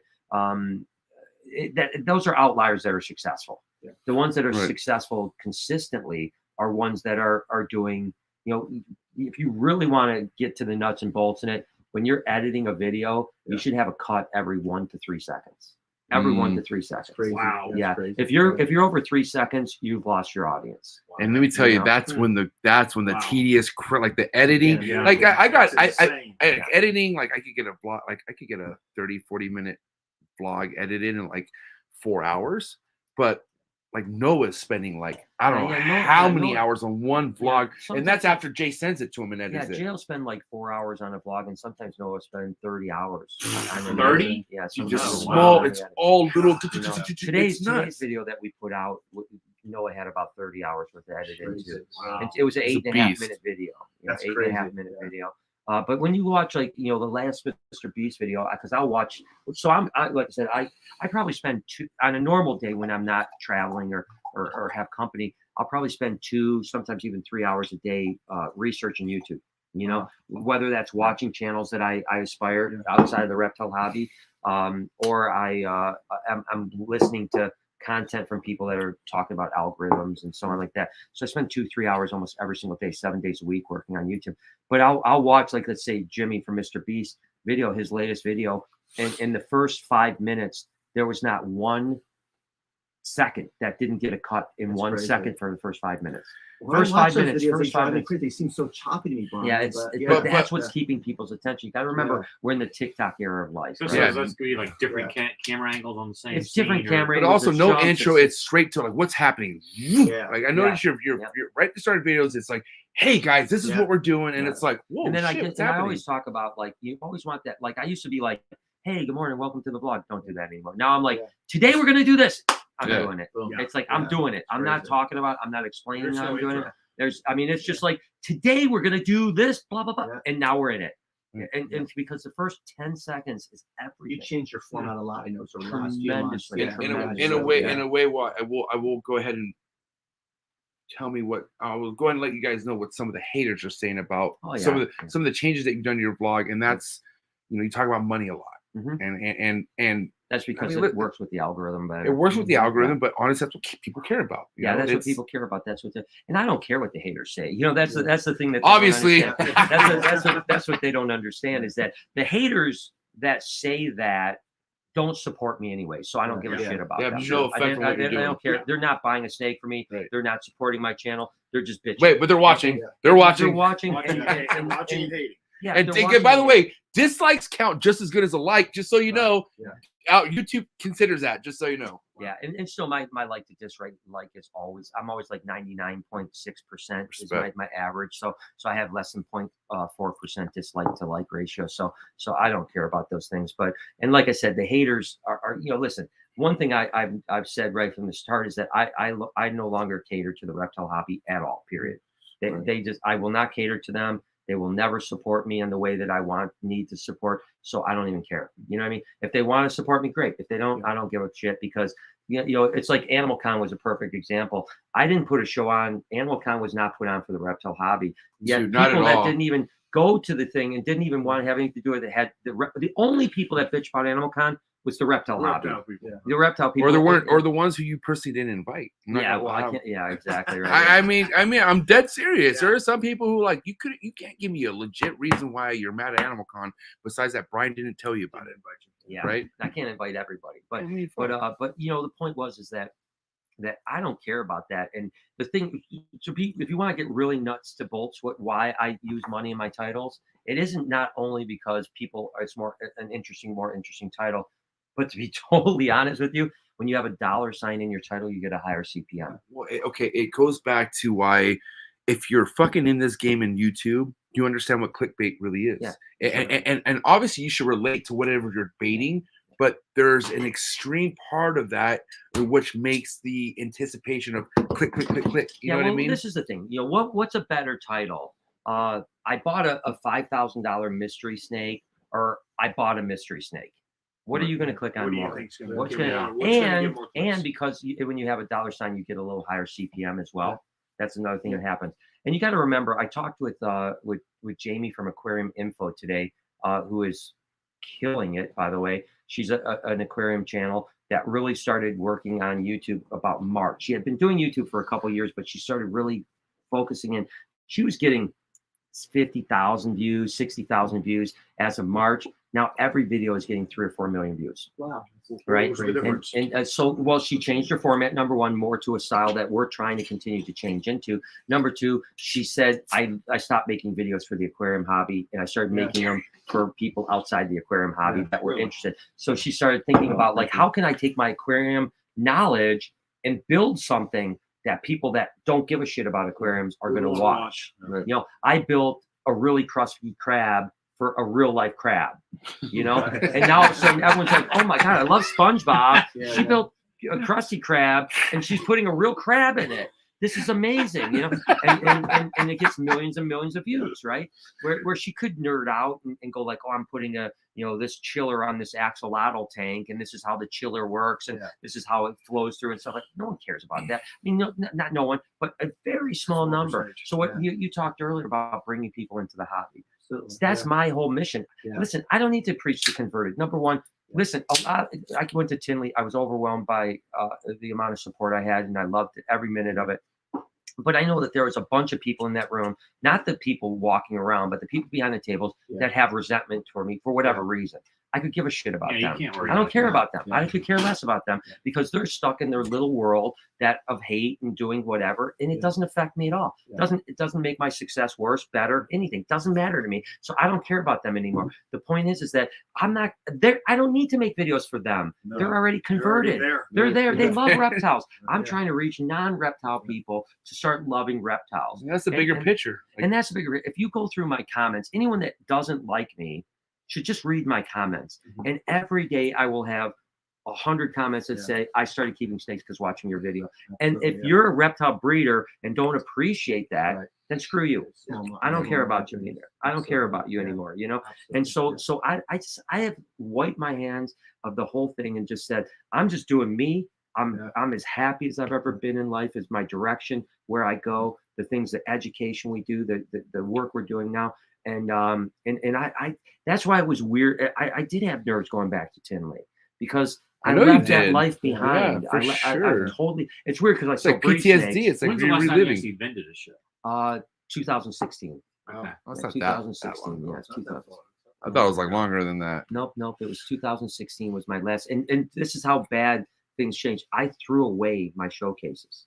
I didn't even sell them. I threw them in the garbage. And I remember you hearing stories when you were at shows, man, you guys were popping. Like I'm talking like and you were there in the grind selling. Like I remember you selling. You had to enter Brian's booth. Yeah, it was really cool. It was always packed. Yeah, we crushed it. I mean, we were always doing good. And maybe that's why people started resenting us too. I have no idea. Because that was the thing that was interesting was like we were like always considered like the gold standard, right? You know, like the way we treated people, our animal quality, everything like that. And the only thing that changed was our popularity. And as soon as I started getting popular beyond the reptile community, people started hating on me and started spreading rumors about all kinds of stuff. I promise you guys will walk around all you want tomorrow. You won't find a mite in my place. There will be not one mite. You will not find a mite. Now, unfortunately, it's going to be Monday, which means that Friday, Saturday, we at BHB, no one was there cleaning, so it's not going to be as clean as it will be on Wednesday because Wednesday will be spotless. But it's not going to be dirty. It's not going to be dirty. Number one, and number two, you will not find a sick snake. You're not going to find a mite-ridden snake. That's just the reality. But those rumors got spread about me because people got jealous, I suppose. But it doesn't matter. That's water under the bridge. And this is the funny thing, is that when that all happened, it was terrible for me because I love the reptile hobby more than anything. Right. You know what I mean? Like you said, we were in the beginning of it, right? We were at the beginning and we saw it grow from when you didn't make any money and you can't even support yourself to becoming a multi-million-dollar industry. And like we saw that and we were part of it. And there were so many people that were intricate in that growth, the Pete Calls, the Mark Bells, the Gary Sipperleys, and the list goes on and on and on. And I like to think that I was part of that as well, you know, that infrastructure of building. And then all of a sudden, the thing that I loved more than anything that I had put 27 years of my life into turned its back on me. Turned against you. And it was so bad. It was so hurtful. It was so devastating. I mean, like, it was probably the worst 3 years of my life because I was trying to convince the reptile hobby to love me again. And they were never going to.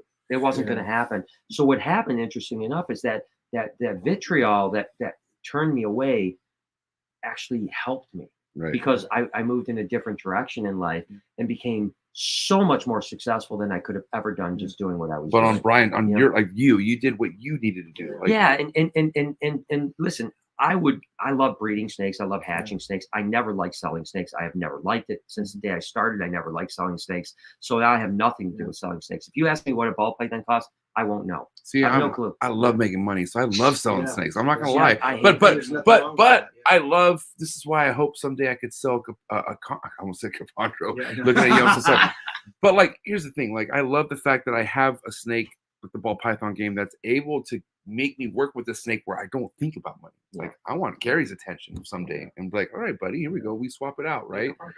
And but at the end of the day, the reason why I'm able to have that kind of like thought process is because having that money mentality with, I don't know, it definitely depends on the personality, right? And I'm saying, like, not anyone could come in and just sell snakes. Like, I built a following to where once I had snakes to sell, people were waiting for me to post stuff. And that goes back to the social media side, right? Is that, you know, you want to be in a position where, you know, when you do hatch, when Miguel hatches a clutch of snakes and puts it on his Patreon, they sell it, which by the way, I think he's got one of the most brilliant marketing plans with his Patreon, because takes the money off the snakes. Yeah. Hey, same with my Patreon. I jacked that idea. So join my Patreon. Whatever you put in goes not into a chondro, but into a ball python. Yeah, I mean, it's a great business idea. I think it's brilliant to do that. But social is so important. But see, the thing that's interesting about me is that I don't care about making money, right? I like being a good business person, and I like amassing things and seeing success and success is really based, you know, well, monetary success is based on money. There's many more successes in life, you know, family, love, happiness, you know, all the other things. And those are as important, if not more important than money. But I only make money so that I can do more stuff that I want to do. Which is evident by what the stuff I'm seeing. That, you know what I mean? Like I want to make money so I can spend $5 million on an expansion. You know what I mean? Like that's what I do. You know, it's I don't want a Lamborghini or a C8 or I don't want any of those things. I just want another badass place that kids can come to and fall in love with animals, and money makes that happen. But I just want a Marshall Mendez basin. I'd be happy with like that you know too. what I'm saying? Yeah, Cheers to would like Marshall, that. by the way. Listen, I gotta say, there's just certain things out there that kind of give you more challenge and make you appreciation what you love. And one thing I love about you, Brian, is like, man, before I even got to meet you and be at your place, there was other influences I had and people I wanted to visit and see. And you know, when I went to go visit those people, I was kind of drawn back. I saw some things where I'm like, damn, really? Like this is how it is? To the point where before I could even meet you, I had people in my ear telling me how you were. All these like, you know, have you seen his, you know, are you part of that group? And I'm like, dude, I was like, he can't. Either way, I was willing to fucking put it aside. And I was like, I got to see it for myself. I want to see this shit for myself. And I remember the first time I ever walked into your facility, bro, like I've never been so impressed, because to have those many different types of species, and we're talking like spiders, fucking lizards, everything all together at once, working, functioning, that takes nothing but hardcore dedication, man. Like, it's not easy to do, bro. I think it's you know, just because you're passionate about it, you know what I mean? Like that's what it comes down to. It doesn't matter anything else other than that. But yeah, I think that's the hardest thing. I mean, when people don't think I love the animal, like it's so crazy to me, because it's like it's just like you sit back and go like if anyone that spends a day with me, an hour with me, 3 days with me, a week with me, they know the only thing that matters besides my family and my close friends are my animals, period. Like that's, I mean, I don't have to be here all day, every day, but I'm here all day, every day. You know what I mean? I don't have to. When you know, it's like, you know, I'm always here in the morning, and I'm always almost 9 out of 10 days, I'm the last guy to leave this place, right? And I don't have to do that, but I do it, you know what I mean? Because I love it. And that's why, you know, some people that will come and hang out will say that. They'll be surprised. They'll be like, wow, I'm surprised that you spend all day here. I thought you just come in and film and leave or something like that. I'm like, never. Like I'm here every day. If I'm not out of town, I'm here morning till night, because this is what I love. But it's the energy that matches every time I've been here. I don't know if the first time there was like a launch. I don't know. It was so packed in here the first time I came in here. It was my first time meeting you. And I was like, dude, I remember you. I was like, he's so busy. I was like, I'm just happy to be here. I remember it was funny. I remember where we were at in the Reptile when I met you. Actually. All I could do is admire like you going from people to people, and with the same energy. Like me, man, like after like the fourth person, like I'm not gonna have the same like, hey, like, but like there's something in it that sparks you when you see somebody that's not in the regular realm, you know. And then, but you carry that energy when you met me, and I'm just like, I remember it was COVID. It was COVID. It was actually March 13th. Actually, right. It was the day that I met you. I was on no sleep. You know, Miguel flew me over here to meet you, and I was like, you're going on fumes, and here I am just seeing you just being like, you're just killing it, bro. And it was a fun weekend. I mean, it was before the world shut down, but yeah, it was March 13th. 2020 when you came. You told me goals you had then, and it's never stopped since, bro. Like it's crazy. It's crazy. There's things that you don't even know about that I'm doing that it's like I don't even tell people about something. Anything you can maybe dabble on right now, like anything you might want to sprinkle on this? There's a lot of crazy stuff that I'm doing, but I won't spill the beans yet, because they all are, you never know what's going to come through. And Come on, Brian, spill a few beans. Yeah, no, Spill a few beans. Yeah, Just a no, couple. I've got I'm a guy that thrives with like lots of irons in the fire. Yeah. You know what I mean? Like I don't do one thing. I don't think. As a matter of fact, that's what, going back to breeding reptiles. I bred reptiles, one thing for so many years, 27 years. And then I switched to this new life of like being multifaceted, being all over the place. Right. And now that's where I'm happy. I'm so happy that, I mean, I could talk to you about like my drinking game that I have patented. That I'm trying to launch. I could talk to you about I could talk to you about a toaster. And I don't drink. Yeah. I don't drink or do drugs. I could talk to you about a toaster I'm trying to develop right now. I could talk to you about a lot of things that are really crazy. I mean, lot more than that. I to give you an idea, I have about 250 URLs, and I don't squat on any of them. Really? That's all ideas that I hope I can one day implement. I bought the URLs when I had the idea, wrote the idea down in a big book that I have, and these are things that one day I may revisit, or I may run out of years in my life to revisit them. But I always want to make sure I have the URL in case I do revisit that. Yeah. And one of them actually has been something I won't talk about it now because I can't, but it is reptile based. And it's something that I've had for about 6 years. And just this weekend in Tinley, I think I can restart this plan, meeting the person I needed to meet this weekend in Tinley. And so I'm super excited about that because it's like, it's been on my cloud for a long time. So do you foresee a Shark Tank episode? No, it's really funny. We talked about that today or yesterday. I'm sorry. When we were at dinner, I have things I could go to Shark Tank with. I'd love to see you on Shark Tank. But I don't think I ever would because, if you ever research Shark Tank, there's only been a few products ever that have survived that show. Is that right? Only a handful. I mean, literally a handful. And if you ever hear your podcast with the Sharks, like I'm a big Kevin O'Leary fan, and all of them. And I've seen a lot of their podcasts. And he said there's only like 1 or 2 companies ever made money on. Why do they keep doing it? For the exposure. It's exposure. They make tons of money. It's great for their business. It's great. They've taken their self to another level. But there's no real. But now that being said, there's a business model that you could go to Shark Tank, pitch your idea, not take an offer, and be ready for the explosion that's going to come from people. Like Ring. Exposure. Like Ring, right? Right. Well, Ring was the one they turned down. They turned the most expansive money making. It was probably the best thing that ever went to their show, and they all turned it down. For sure. Yeah, exactly. That was the one that got away for sure. And I bet every one of the Sharks regrets that decision. But that one made perfect sense. But no, I think there's a lot of layers to the onion. And I like that.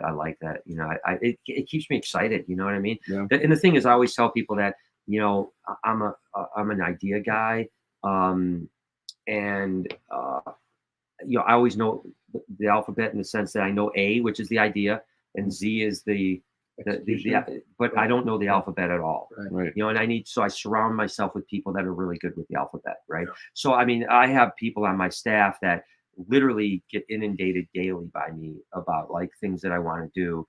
And they have to, just kind of filter out what they can do. What can be done. Yeah, what can be done. Well, Lori she's shout out to Lori, by the way, one of the baddest in the game. Love you, Lori. Nothing happens without Lori. She is definitely one of the alphabet people for sure. But she's also now become a lot less of the day-to-day grind of that, because she's a G-Mon now. Yeah. She's Gigi.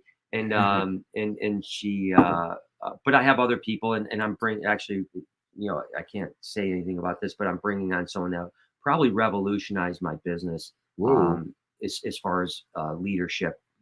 That's must be Burt Reynolds or something. It's a real big.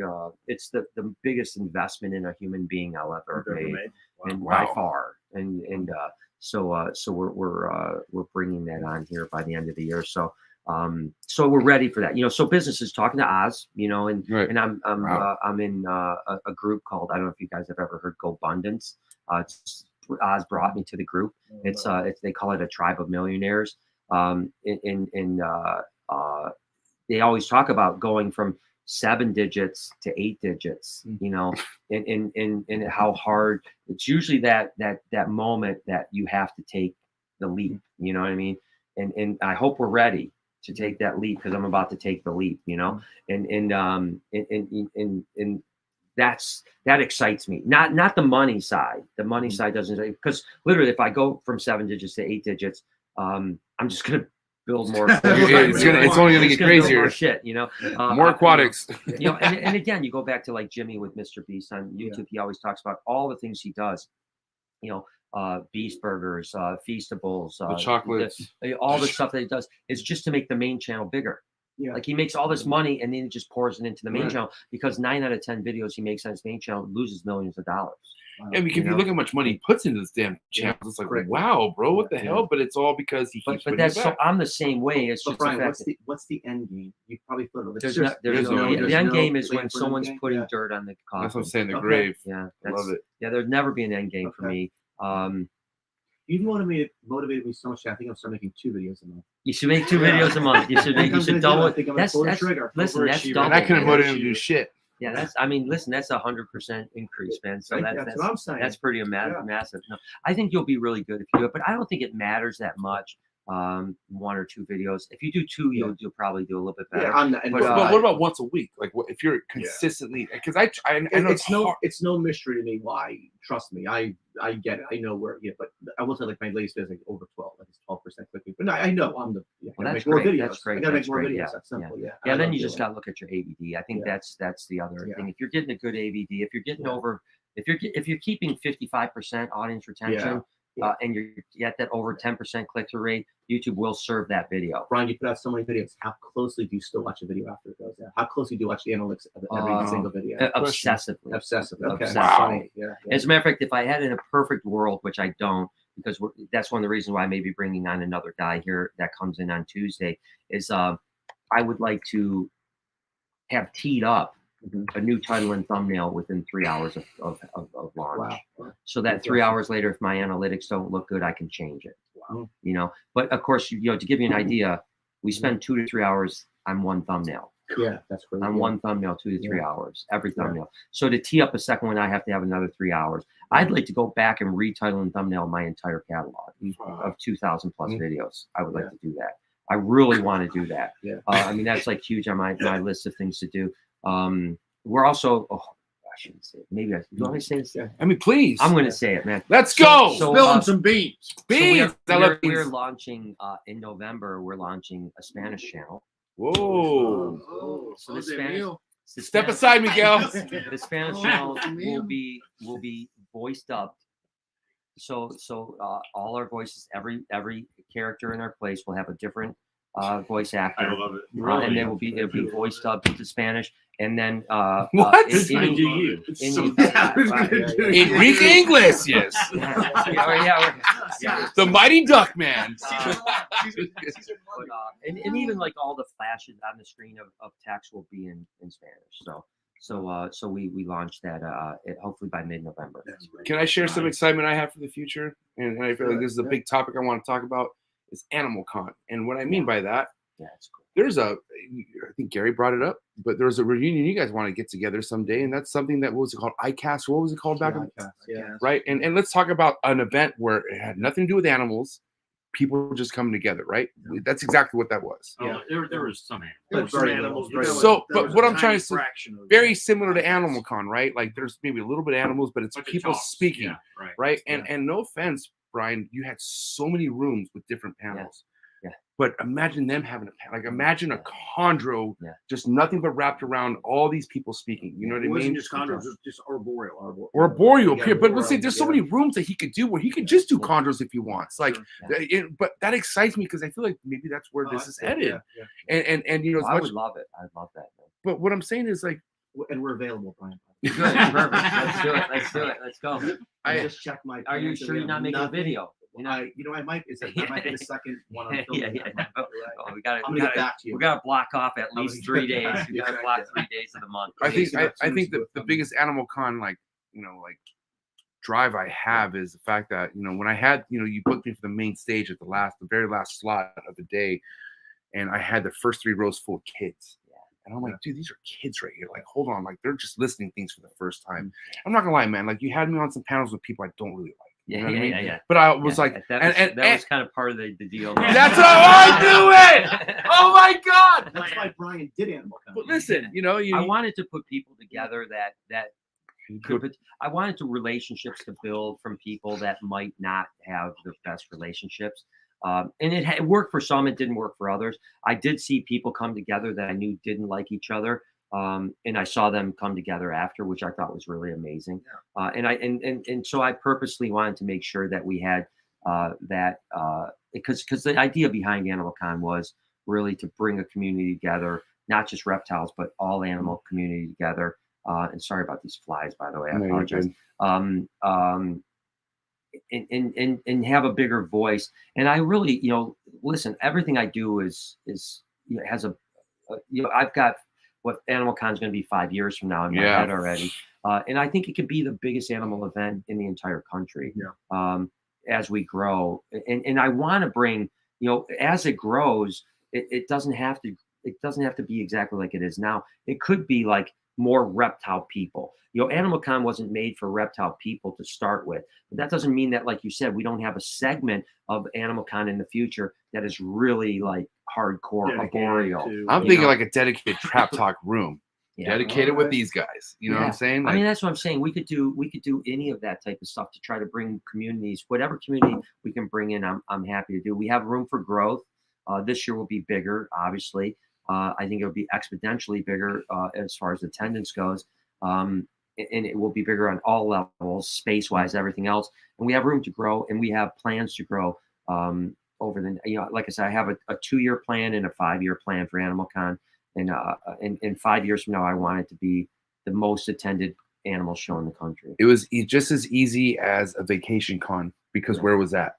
That resort was amazing. Yeah, the resort's amazing. Yeah. As nervous as I was for this event, as I checked in, I walked, I'm like, look at the pool. So I'm like, so if this is a bust, I'm coming to the pool. Listen, I was like, if I don't have fun, I'm going to have fun no matter what here. Well, you know what I mean? The point of the thing, right, is that to get everyone to have a good time.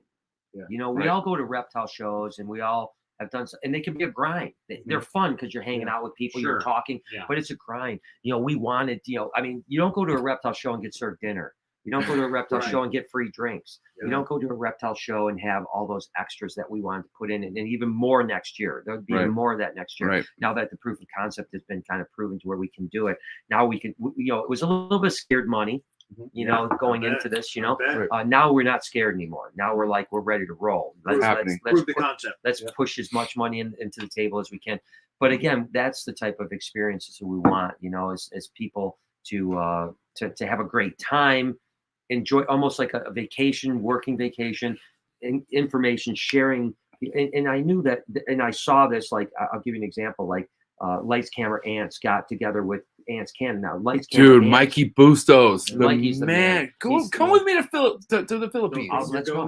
I'm seriously. No, it's planned. But this, like, you want to talk about, like, the inspiration I've had off reptile keepers. This guy works with ants, and like, he crushes it, like to where, like, he's like an actor now. Like it like brought him other opportunities where, like, he hasn't forgotten about the ants world. But I'm just saying, like, what's ants? All because of ants? Like, after freaking Animal Con, he literally spent the week with the creator of The Simpsons. The Simpsons, because his son is all about ants. So the creator of Simpson invited him over to his house. Stayed at his house for a week. Slept there. Woke up. Had with the creator of Simpsons. That's insane. But so Lights Camera Ants that is doing really great as well. But it's like 18-year-old kid, right? And of course, Ants Canada is the OG. And they literally collabed together. That's what needs to happen. It's like they did a video together, and it's like that they would have never met without Animal Con. And that was the idea behind Animal Con, is to bring people together, bring different areas together, bring people that didn't. I saw, I brought Donnie in, from Nerd. I knew it was going to be controversial. I mean, people don't like Donnie, right? I don't. I personally like Donnie. I love Donnie. I really do. I really, really like Donnie as a person. That being said, I understand why people don't like him, and I get it. I really do. But I saw people literally, I talked to people he was talking with, and they come to go, bro, I hated this guy. And now I've met him, and I actually like this. What? Okay, let me ask you. What is, if you know this? Does Donnie keep any reptiles? Is he? I think he's just a hired guy for. So that's why I don't like him, Can I because say- he. wait, Hold on, Gary. I love you to death. You look I didn't want to amazing. say this for a long time. But honestly. Go ahead. anyone who passionately speaks like him and doesn't keep animals, I have a problem with. Like, to me, I feel like there's a rally behind it. And like I said, one person that you did convert me with, I didn't like Jeremy for a long time. Really? But Jeremy did nothing to me. I just didn't like Jeremy because of the influence I had behind it. But I had like a crazy one-on-one with Jeremy just Jeremy's at great, Tinley. man. He's awesome. And I broke down. I didn't cry, motherfucker. Maybe a little bit. But I was like, dude, honestly, Brian like connected the dots, because one thing, you don't like to expose anything that you feel is shit. Like, why would you want to have that next to you? Right. And I understand that, you're not anybody to fucking give somebody the time of day if you feel like they're not a good person, But because of that made me bridge whatever the issue I had with Jeremy to make it to where, like, we're making a big move together now next. Awesome. You know what I'm saying? Yeah, he's a great guy. I'll ask you both the question. Sorry, Gary. That's okay. Don't be sorry. I would ask you both the question. Donnie, he works for Kevin, correct? Correct. Isn't he his editor? He is. So I think like Donnie's the fall. This is not me slamming Kevin. I have a lot tremendous respect for Kevin. I think he's one of the greatest brains in reptiles. But he's a savant with reptiles. He's I think. incredible. Yeah. Yeah. So my point is, I just think Donnie's the fall guy because people don't want to come at Kevin, and I think, to me, in my opinion, they come at Donnie. I think Donnie Kevin's, serves him up a softball, though. Donnie serves Kevin up the could say softballs. Kevin could say no, right, Brian? Yeah. Couldn't he Yeah, say Kevin no? could if say Jay yes, was doing right. something you didn't like, you would probably say. Well, yeah, I don't think that there's anything that Donnie does that Kevin doesn't know. Mm-hmm. Okay, That's what you're so saying, with that being said, Brian, what about there was a time where like you were getting thrown under the bus in a thumbnail, even though like it was kind of explained, but still you look like you were a part of the problem in that thumbnail for a second. Mm-hmm. And I forget which one it was.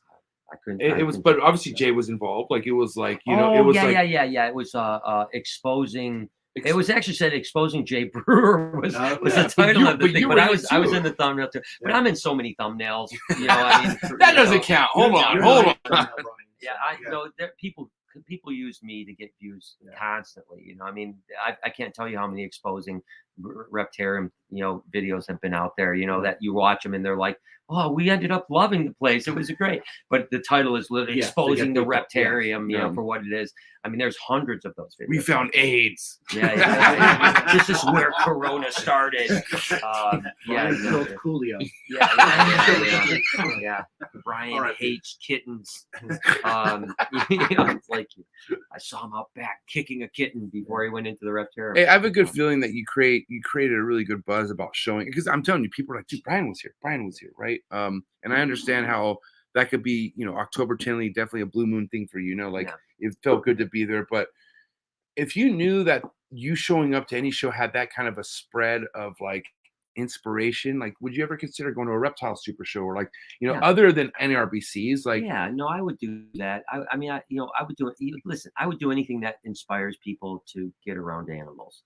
But you inspire people, period, man. Like that's why I've always been adamant about you coming to shows. And I know you've gone through what you've gone through, but man, I just know by you going to shows, it would change a lot. And I know it may fuck with your agenda, but what's interesting is that, and I wonder about this.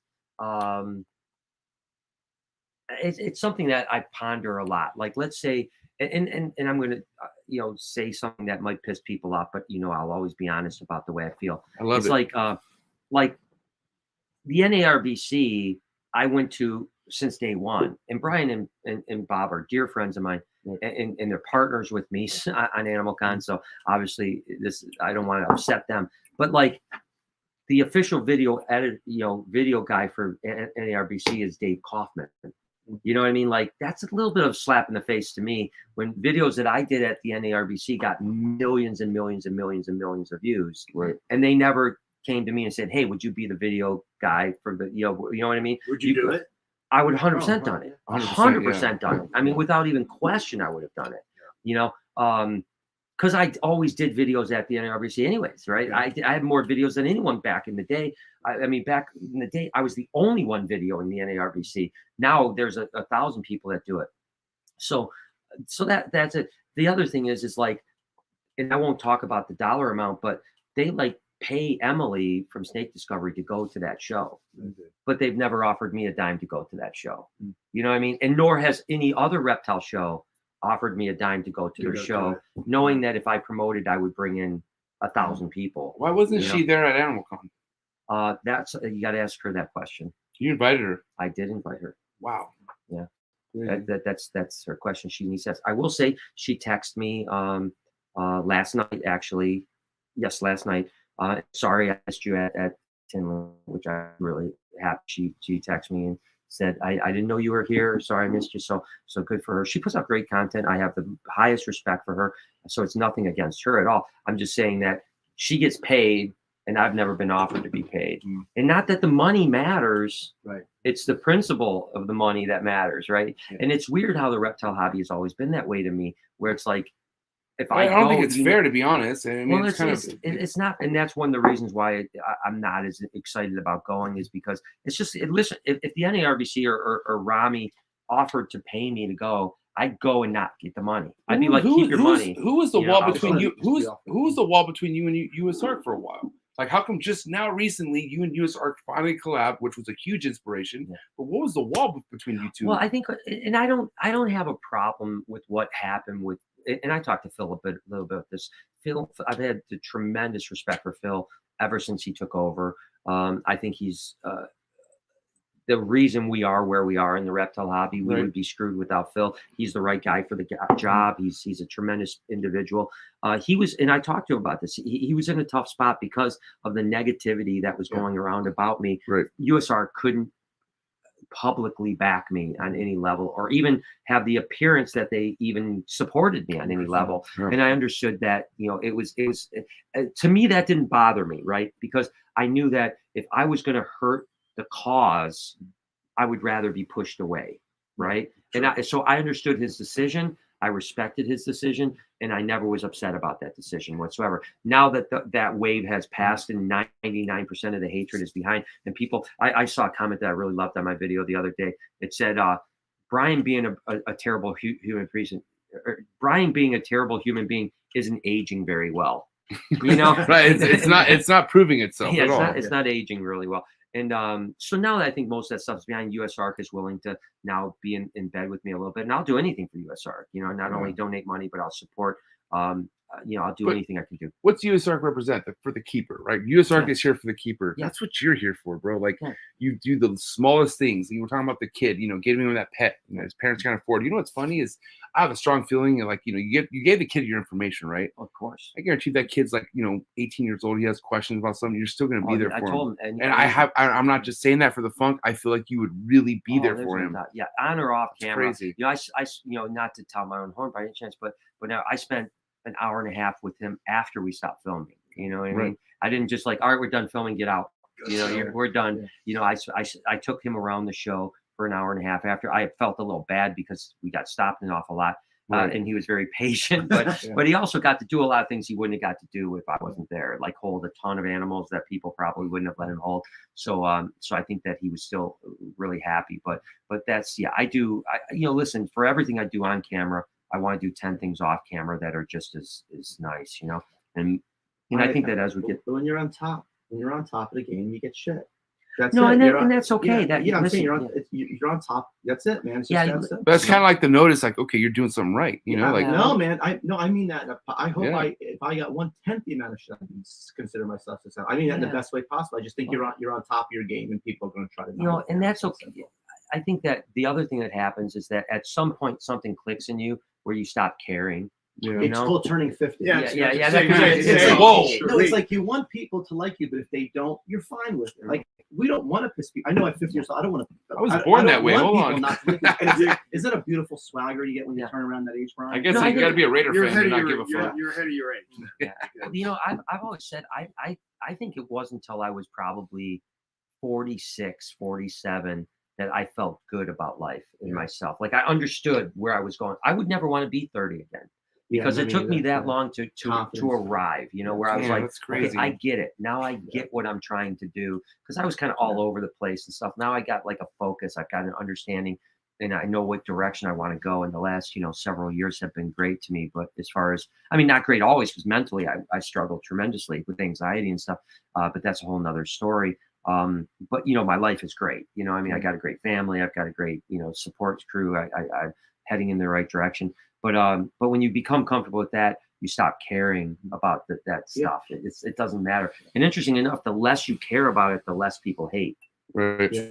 Because they only want to hate to piss you off. They want your attention. They want to hate what you care about. Yeah, and again, I go back to Gary Vaynerchuk, who was a guy that inspired me a lot to take that answer. It's like have sympathy and empathy for people that hate you.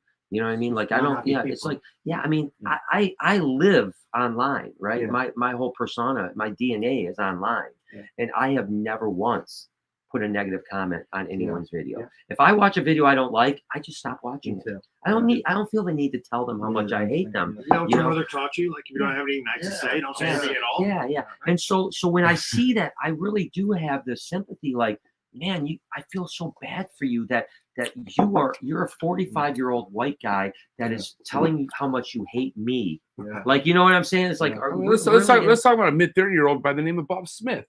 Okay, and you know, Bob Smith came out after you hired me or asked me, hey MJ, how about you know the Barstool thing that on that channel? And there was a guy out there, and I'm not gonna say the name, Bob Smith is the name, but he's like, I'm not gonna be here because I don't support MJ. And your comment was like, okay, like question mark, right? Like I don't know what you're trying to get off this comment, but it did nothing. It doesn't matter. No effect whatsoever, but make yourself look like you know what you have to look. I still think that show could have worked if we did it, but it's just. Bro, here's the thing. It takes a lot of work to get the news. I know. Ron Burgundy showed up and the news was there. Yeah. So if we could, I'll write the news for you. Please. I can spit it. You know, I can spit it. Pretty. But I will tell you what, because I wanted to find good stuff, but everything I would find was so bad. Bro. It was like loose cobra in Texas. Like it was like, you don't. God, I don't want to. But that was the only juicy stuff. Yeah. Well, you know, it's you know, like obviously Reptile Report has been a great, you know, that aggregate site that kind of tells you what's going on. But that's in a picture version or short video version. Yeah. And I always thought like if you had like if as a reptile lover, I would love to know everything that's happening in the reptile hobby just by one video every Friday. Yeah. Right. You know what I mean? Like what happened this week in the reptile hobby. Yeah. And that's what that was the the different idea. Communities, right? Yeah. Green tree community, forum community, Right, yeah. you know, carpet community, ball community. Yeah, and that kind of goes back to maybe like going back to RDR with Ralph Davis. He had the he had the it was RDR the what the heck did he call it? Yeah, I'm trying to think too. It was awesome, but yeah. But every Friday he would release you know the Ralph Davis whatever, and it was a newsletter. It was a newsletter. Called it something. Yeah, it was gosh, what was it called? The Report. No, but anyway, it doesn't matter. And it basically summed up everything that happened, mainly in the ball python world, but sometimes outside the ball python world too. And you couldn't. I mean, it was like he released it Friday at 1 o'clock, and if it was 1:10 and it wasn't released, you were like refreshing your stuff, like what's going on. And that was in a different video before video era really hit and stuff like that. And so I still believe that that's something that I'd like to revisit someday, you know. But yeah, you need a team behind you. You know, you need a team behind you. I mean, you definitely have a lot of experience about building a team. I want to say, you know, shout out to Desiree and Steven. But man, it's really been them. I mean, they have a team, but they've gone through like, fuck, man, it's hard to keep people to do something where they can't pay them too much money. You know what I'm saying? But like, what really goes behind keeping a team motivated? Do you feel like? I think giving people ownership is really, really important. Money is only going to get people so far, right? You know, if you give people money, they're just going to want more later on. You know what I mean? And you got to pay people, you know, a wage that is at a point where they can survive and stuff like that. But at the same time, giving people, empowering them is how I keep people. And I also want to set them up for success. So if I know someone's strength is something, I'm not going to put them in somewhere where their strength isn't. Right. So I want to, you know, plug in people that their strengths are this particular thing, and I want them to succeed. And then their success gives them a lot of sense of fulfillment. And they want to continue to stay. And then I think leadership is really important too. You know, I always think it comes from the top. You know, I mean, they have to understand how passionate I am and how dedicated I am to the cause. And they have to see me work hard and know that I'm willing to sacrifice everything for what I believe in. And when they see that, then they understand that they're not, you know, there's no one in here that sacrifices more than me. You know, not one employee. You know what I mean? And so that's what they see, and they go, well, if he's willing to believe in this so much, and I'm not a talker either. I'm a talker, obviously, but I'm not. When I talk about something, I do it. You know, I mean, I don't like say, hey, I'm going to do this and then don't do it. I mean, I do it, and or at least I attempt to do it. And if I fail, that's fine, you know. But and they see that too, and that's I think how you keep people, you know, is they see like, wow, this guy's going somewhere. I want to be on the train where he's going. Or it can be as you know, easy as some things like decision making. Like give people the ability to, you know, make a decision. Right, 100%. Don't just, you know, tell them do this, do this, do this. I never do that. I'm the least micromanaging person you'll ever meet. I'm a delegator to the core. I'll delegate everything, and that's why I can do. That's why I can have so many balls in the air. Is because I'm such a big delegator. I've been teaching Lori to delegate. She's still not as good as I am with it, but she's starting to let go of some things, and she's saying like, wow, you know, I can let go, and the wheels didn't fall off, you know? So, I mean, okay, like I'm definitely like, I'm so passionate about this podcast, man, you know, and obviously traveling once a month, I rely on my wife on everything, you know, but it's not fair for her. I want her to enjoy this, you know, but it's hard for me to let go of what I love into the other hands of somebody else. Meaning like, I got people who love to come take over my collection, but cool, man, I don't trust you. But like, I want to keep this going, and I can't be doing everything the way I'm doing right now if I want to keep growing. So how do you like, what's a good first step to start letting go to something you really love? Well, when you find someone that you can really trust, it's easy. You know, I mean, you know, obviously, if you bring someone on that could potentially overtake, you know, Ozzy did that recently. He brought in a guy that's taking care of his collection now. He was here recently, really good kid. You know, so once you get some comfort level on that, you know, definitely some security cameras help. You know, that's something I learned the hard way is make sure you get security cameras. And then, but I think that, you know, Casey Neistat, the famous vlogger on YouTube, once said that, you know, you have to let go of one vine to grab the next. Right. And so if this is the vine, and I believe it is for you, I think you can do really well, continue to do well on this platform and grow it. I think it's, you know, you're the only one that's consistent on it, as well as, you know, pulling amazing people like you guys in. No one else is doing that in that realm. So I think you should. I think it's the better play for me, anyways. It's a longer play. Let's put it that way. You know. All right, Roundtable. Last minute question. You guys get yours ready for Brian, and then Brian get yours ready for them. Okay. Okay. I'm gonna go first. Okay. At the end of the day, if you're coming into this with a passion with animals, and as much as you're telling me, like, no matter what you're working with, could go like this. Is diversity your best friend? Like, if you really have the passion for it, are you better off working with more than one thing? Well, you know, I'm going to be, you know, biased on this. You know, I've always been a really diverse collection. That's why it was always funny when people said I was a ball python guy, because even at the height of my ball python collection, it was probably only 15% of my collection was ball pythons. Wow. Right. So I was always super diverse with different pythons, boas, you know, colubrids, obviously, all over the place. Now, of course, with lizards and all kinds of other stuff. I mean, ball pythons wasn't your first success in it, like the sell you made. Not even close. What was your biggest sell? Your first big sell was what? Well, my first big sale was Burmese. Right. Burmese albino, pythons. right? Yeah, albino Burmese. Which was pythons. how much? And, when I was 17, I produced albino Burmese python and sold them for $2,500 a pair. Nice. And I made $40,000 that year.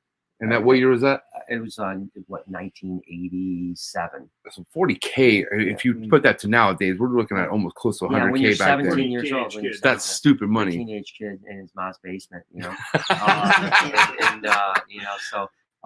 But so I've always been really diverse, you know. Even back then when I was doing Burmese, I was growing my colubrids, I was growing Kenyan sand boas and Solomon Island boas and children's and spotted pythons and you know, carpet pythons. I mean, people don't realize this, but you know, back when I was probably 20, 21 years old, way before the whole carpet python thing was anything, I had a year where I produced like 600 carpet pythons.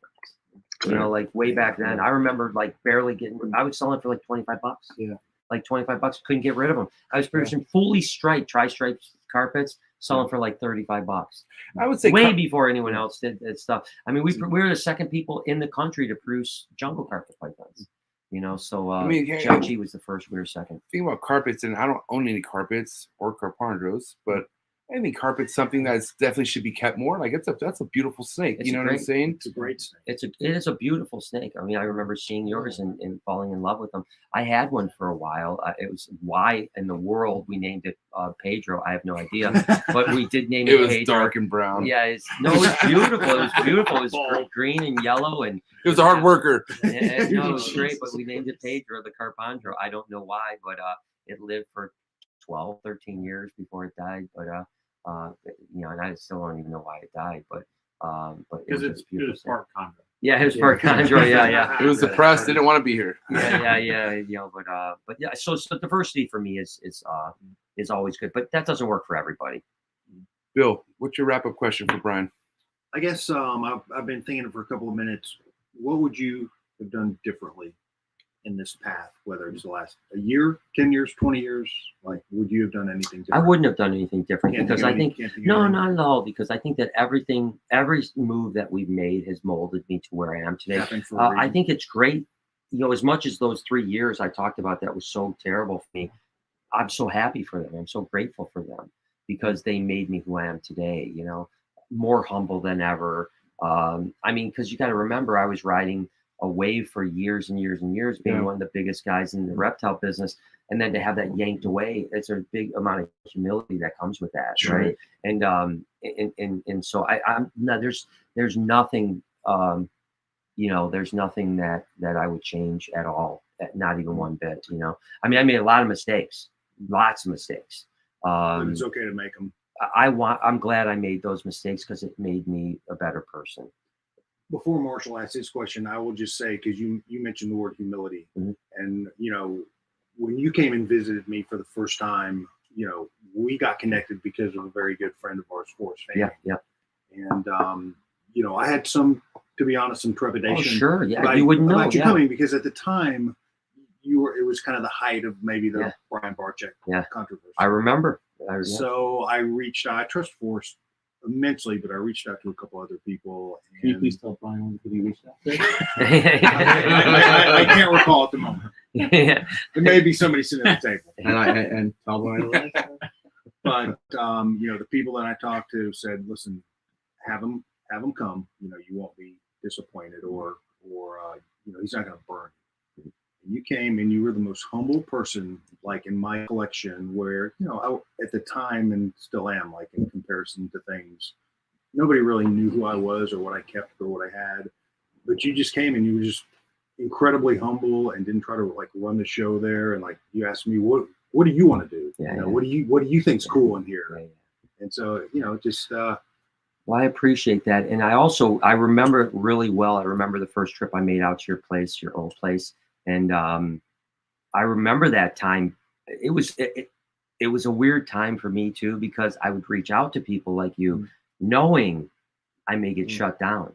Yeah. And it was very difficult. It was very hard. It was like it would take all the energy in my being to reach out, because I was like, the rejection was so bad. Sure. And I had people reject me. Lots of people rejected me. So I remember coming out to your place and being so grateful that you were, you know, because it was almost like a taboo thing to be associated with me at the time. I wouldn't say it was a taboo thing, but it was something that I was aware of. Like a lot of people were, but I mean, aware of. But I'm sure some people would have told you the worst thing you could have done was to be with me, and that was a hard time. And I appreciate that you didn't cave to the masses, and I appreciate it ever since. And obviously the last time we visited your new place, which I got to come to see, I'm sure it's different now. You'll be there next week. Yeah, next week would be a great time to do it. But no, I always appreciate it. And I remember all that stuff, not just yourself, but everybody that didn't turn their back on me, because it was so easy to do that, you know. And I didn't blame anyone. I really didn't, you know. I mean, I understood, just like Phil from USARC, you know, I understood the situation. And I had to, but you know, this is the thing, because I don't want it to be all about me here, but like I understood that I had to prove, not to the reptile community, because I knew that there was a faction of the reptile community that would never let me back in and have me at the same standards, but I needed to be a better person too, you know, not not maybe a better person as myself, but a better reptile representation, right? Yeah. And those were the mistakes we made back in the day with snake bites in particular, that thing. We made mistakes that I don't regret because we made them, and because I learned from those mistakes. But I understood that, you know, we made those mistakes, which led to people. I gave ammunition to people, and I was an easy target. Yeah, you know, sure. And if I wouldn't have given that ammunition, they wouldn't have been able to come at me. So I had to take a completely different tack on life and show people who I really was, because this is what I always said, is that anyone that spent 15, 20 minutes with me or an hour with me, whatever it was, may not agree with me, but couldn't hate me. Yeah, there's just no way they could have hated me. Sure. Yeah. And there were people that hated me. I mean, like hated, that never met me. They never spent a second with me. Never a second with me, but they literally, I mean, I would get, you know, messages like, why don't you kill yourself because it would be better for the animals? Yeah. Like I would get, I mean, frequently I would get that message. I would get that message frequently.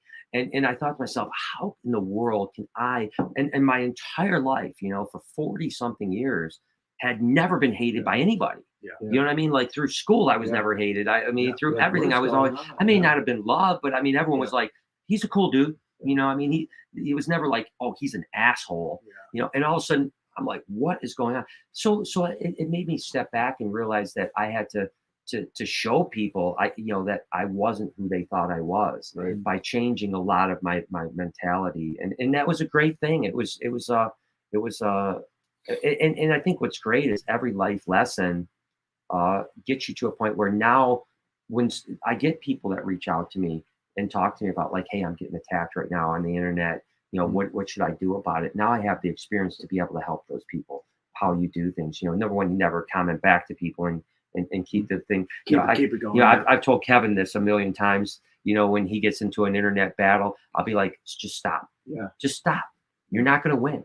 Yeah. You know, there's an old saying that says, you know, this is really politically incorrect, so I'm going to say it. But it says that if you walk out of a bar and you see two people fighting, you really don't know which one is right. And I'm not going to say the punchline because it's really, really bad. You just know that they're both idiots, you know, you know, basically, you know what I mean? Yeah. And then the worst one is, and again, I won't say the punchline. I said, when you see an internet war, you know, they both look like special ed, really. You don't know who's right or who's wrong. Right. They just both look the same. And so I don't believe in internet wars. I don't believe in it at all. I think it's rubbish. It makes you both look bad. And I've seen some stuff that you know, occasionally I'll see, and I'll be like, but is this something you're not trying to see and people show you, which is like I don't look out for any of that. That's my thing. Like, but you can't help but to see. And here's the thing, like you guys have, you know, I have my certain feels about certain people because I physically see how they talk about me, and I'm not trying to look for it, but these people look out for me and they send it to me, and I'm reading these fucking words, and I can't help but not to forget these words. It is funny though how people. This happened to me during the major hate brigade. It was people love sending you stuff that is bad about you. That's the thing, right? And breaking up with your girlfriend, and then people tell you they saw your ex-girlfriends, and they want to tell you that. Oh man, your girl was kissing my brother. So I mean, whenever someone would call up and go, bro, I heard this, I go, I don't want to know. Yeah, I don't want to know. Yeah, you know, I don't want to hear about it. I don't, because all it's going to do is ruin my day, and I'm not going to change anything. Yeah. And we as people have this like. There's something with us where you can have 100 great comments. I love you. You're the best person in the world. You're the greatest. But then you get one negative comment, and that's the only one you think about. Yeah. And so you have to really like. Have you gotten to the point though now, or that? Yeah, it doesn't trigger me at all. It doesn't trigger me one bit. I mean, like literally, I'll read something negative and I'll laugh. Yeah, I'll literally laugh like, oh wow, that is crazy, man. And sometimes every now and then, as a matter of fact, I posted this on my Instagram about 6 or 8 months ago. It was when someone literally, I posted the whole thing. It was a comment, and someone said, "I fucking hate you. I wish you would die." And so, yikes. So literally, I like my response was, "You seem like a nice person," and I posted this on my Instagram, and people loved it. You know, I mean, that was the end of it. You know, and I laughed. I mean, like, who knows what they're really going through? Like, and that's one thing. Like, you have to worry about what they're going through. No, but want to know because I used to be a fucking. I used to be an aggro. I am so aggro, but I used to like literally deliberately go after people because how miserable I was. Yeah. You know, and I was really not happy with myself, and I feel like anyone out there who's going out of their way to make someone else look bad, dude, you're fucked up. Like you got, and I wish you, and I wish you the best, because like I said, man, my issues came better once I once I put my ego aside, once I stopped trying to get advantage of things and not share things. Like that's when everything's like, when I started caring, man, listen, one of the biggest tools you could have in your life is just be a nice person. Yeah. Well, yeah, if you're genuine, even when it's hard to be nice, just be nice. Like, well, kill everyone with kindness. That's what I do. That's a murder tool right there, but bro. There's also that another saying I love during that period is, don't let people rent space in your head for free. It's an expensive place to be, bro. Yeah, don't let it happen, man. Yeah, these fuck people, that. it doesn't matter what they think, and you just know that no vacancy. People. Yeah, it's just, and so and to Gary's point, that gets easier to do the older you get. Oh, we're older than you, Brian, but I promise you. Maybe that's what I got. Look at my friends. They're fucking old, dude. I love you, dude. Yeah, and it's not some swagger. The reality is, as I got older, I like I said earlier, I don't want people not to like me. I don't want to upset people. 10 years ago, if I found out you didn't like me, Brian, I would work really hard to try to get you to like me. Yeah, that's so done. I'd just be like, oh, that sucks. It's too bad, man. It's a bummer. Bad stuff in my video all the time. Am I right? Thanks so much for watching. I'll keep doing it. Subscribe. Yeah, I'll be like, I'll keep commenting those negative things under a different name. Marshall, you're a gentleman. Wrap up question for Brian. Oh gosh. So let's see.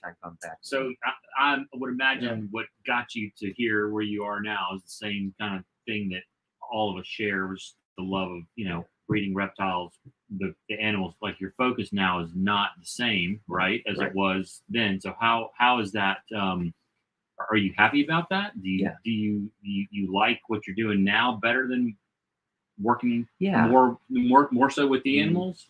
Well, I work with the animals a ton now, but I don't breed as much. I still breed all the so weirdly enough, one of my jobs is to still breed the snakes and collect the eggs and hatch the eggs, which is really the glory job, right? That's what everyone wants. It's like I feel bad, like everyone else is cleaning poop and doing waters, and I'm doing the fun stuff.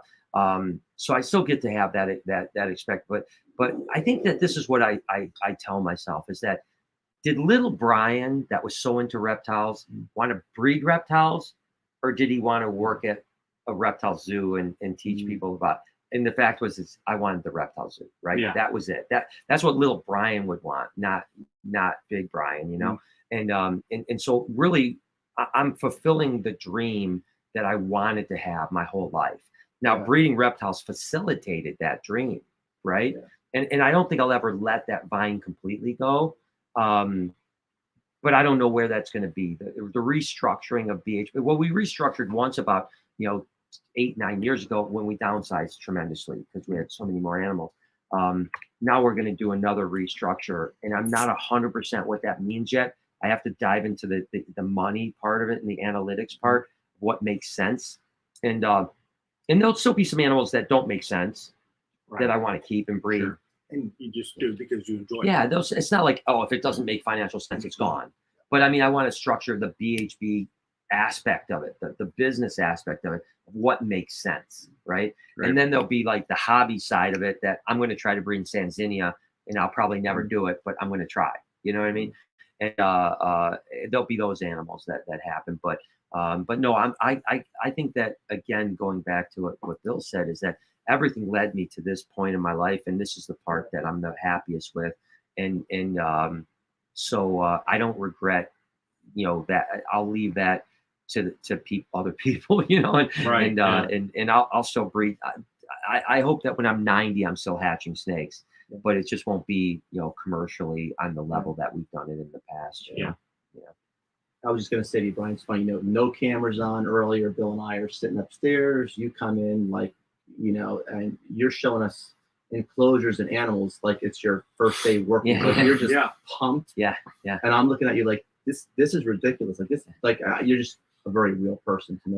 I'm every day, so one of the things that I do almost every single day that I leave before I leave is so you guys saw the place at night with the lights off. Yeah. So the lights are on typically, right? But I love the place with the lights off and just the cage lights on. I love it like cool. that. And it's one of the only. I'm one of the only people that typically see that because my crew leaves and I'm here, and so the lights off. And then I turn the lights off. Yeah. And I every day, 9 out of 10 days I'm in town, I walk around the reptile zoo with the lights off and just admire the cages. And I tell people that I run my business until that moment. And then at that moment, I'm just a fan of the animals. Like I'm just another patron that walks into my zoo, and I do it literally. I've been doing it now for 4 years, and I still do it every day. You know, and it's still the most. And that was just really my question for you. You've been doing this for this long. I see your passion. I see how much you love these animals. Like I said, there's no cameras on. We could just have a normal, but I see how pumped up you are. And the question is like, what motivates you every day to, just what's your motivation every day? There's a pathology to it. You know what I mean? It's like I don't think that could be taught. I think it's just. I think it's a little bit of a sickness, and I tell people it's like it can be good and bad. And I'm in therapy, by the way, live. You know, I mean, I go to therapy twice a week, because I feel like I'm broke sometimes because like it doesn't ever shut off. Like I'm not like. I was diagnosed once, and I don't know if this is true diagnosis, being hypomanic, right? So like I never go depressed ever, but I'm always just like a little bit higher. Like I'm always like a little manic, like, more than most people, but not like crazy manic, like I'm going around, hiring strippers or something like that. It's just, I'm just always like really excited about everything. And there's very few days that I'm not, what I mean? And the weird thing is I think when I feel normal, it feels horrible. Like I don't like that feeling at all. I always want to be pumped. I always want to be full of adrenaline and so it's almost every day of my life is like it drives people around me crazy because it's hard to keep up. It really is. I'm just telling you, it's inspiring as hell. And that's what's funny to me when you said earlier in this conversation that people will say to you, you love the animals, and I'm thinking, anybody who's really hardcore reptiles, if you're doing this more than 5 years, I mean, we're all of it. We're just so passionate. Right. There's so many things we could be doing, making a lot more money. I tell easier than these animals. So I mean, it's just silly to me. I tell people all the time, if I put the energy I put into reptiles that I put into anything, I would be more successful. I'd be more successful. Reptiles is hard. Monetarily, I'd be way more. The amount of energy that I put into this, and the amount of hours and sweat and tears and every other thing. And the other thing is that I could stop right now and easily be done. And that's what I would do. I would be, by the way. I can't. I can't because I haven't achieved the. I always say I'm writing a book, and the end chapters haven't been written yet, right? And I've got a lot of chapters left. I mean, I think it's weird. At 53 years old, I think that I'm just starting. Like I feel like I'm like really just getting going, and I'm so inspired by the things that are coming my way and the opportunities and it's hard to sleep sometimes because it's so exciting. It really is. It's like there's a condition that psychiatrists and neuroscientists talk about, like it's what they call you hit the neurotransmitter lottery. Like your dopamine levels and your serotonin levels are just higher than the normal person's at the baseline. That's what I think it is, and unfortunately that brings anxiety, which I struggle with. I'm much better than I've been. I've only had 2 bad bouts of anxiety in my life. One was in 2020, and it ruined me for almost 2 years. Like, I mean, like literally year and a half, I was like hardly a person. How I operated, I came to work every day. I worked every day. I vlogged every day. How I got through those days, I don't even know because I wasn't even a person.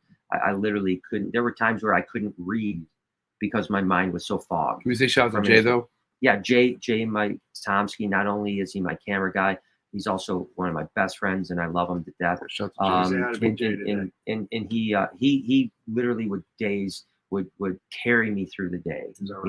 Not just helping me get through my work, but also emotionally carry me through the day. I got to meet Jay's mom at Animal Con, and we had a good conversation. Like, Jay comes from a place like that, and that's why he was able to cope with you. And you guys kind of got through stuff together, man. No, we did, and it's great. But that's the downside. There's with every gift you have, there's demons that come with it, and that's my demon. But right now I'm in a good spot. I'm in a great spot in life. Could you enjoy everything? Can you enjoy what you've achieved so far, though? Like, can you walk around here, and can you walk around and say, well, instead of saying, okay, I want to do this or change this, are you able to enjoy what you've accomplished? So I think there's 2 answers to that. I absolutely enjoy what we've achieved. If you ask me if I was successful, I would say no. So right now, I don't consider myself a success, which is weird because if you looked at the books, they would say something different. But in my head, I don't feel it. Right? I feel like I haven't achieved hardly anything yet. You know, and so yes, I can enjoy the cages and I can enjoy what we've done, and I can certainly, when kids walk through the door with big smiles on their face, I can enjoy that, and I can say, oh my God, this is so amazing. I'm so blessed, and I'm grateful. I'm so grateful. Gratitude is such, and gratitude, by the way, is a huge part of getting over anxiety. Is being very grateful. You can't, if you're truly grateful, you can't be anxious. And so I've learned gratitude a lot lately, and I'm so grateful for so many things in my life. But at the same time, if you ask me if I had to stop today, I would feel like I had not achieved anything that I wanted to. Sorry to hear that. It is a bummer. It is. No, it really is a bummer. But that's a personality trait too, though, right? It's hard to listen to you say it. Really. Yeah. It's and I understand that's a pathology that I understand that I have. One of the things, and that's why I'm great at therapy, is I'm very, very, like, I understand my problems, like really understand my problems. And my therapist loves me for it because I'm open and honest about everything, and I get it 100%. And will I ever find, so I think you can be happy, like family, friends, all these things. I'm the most successful guy you could ever imagine, from a business standpoint. Not to get too deep on you guys here, but I always say that I'm trying to prove my dead dad that I'm not a failure, right? That's a thing that people do. Yeah. And so, and that, I don't know if I'll ever prove that. I don't know if I might go to my grave not proving that. I don't know. I hope one day I will feel like, all right, I've arrived and I've done what I want to do, and this is great. But that doesn't mean that I'm not enjoying the ride. I get it. I understand. Yeah, it's a struggle. Yeah, it's a struggle, and it's a demon that you have. It has to be a struggle because, your pops, I can't. I don't know what that's like. My dad's always believed in me. Like, my dad's always said I'm the one, but you have so many other people who are not your dad, but they're like, dude, you changed my life. You changed my life, bro. Like, I came from a really dark world, and I was able to see what you were doing to make me realize, like, I don't have to be a part of that world. I could figure out what this is. But honestly, like, Brian, to this day, you're the reason why I was able to stop partying. I mean, I still party, don't get me wrong, but I'm saying, like, I'm talking about, like, neglecting my life.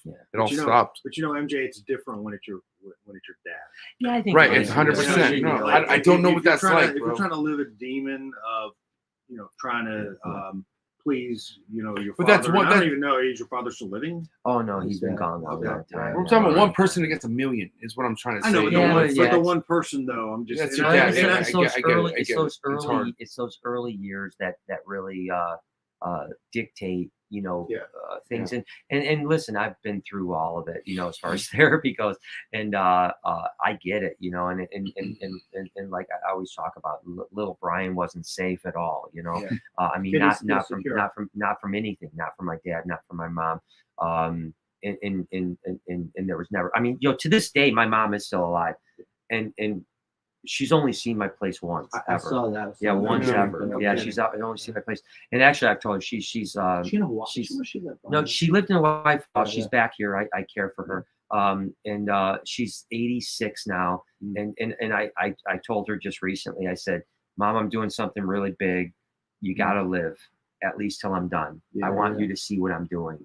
I want her to see across the street. I want her to see the finished product.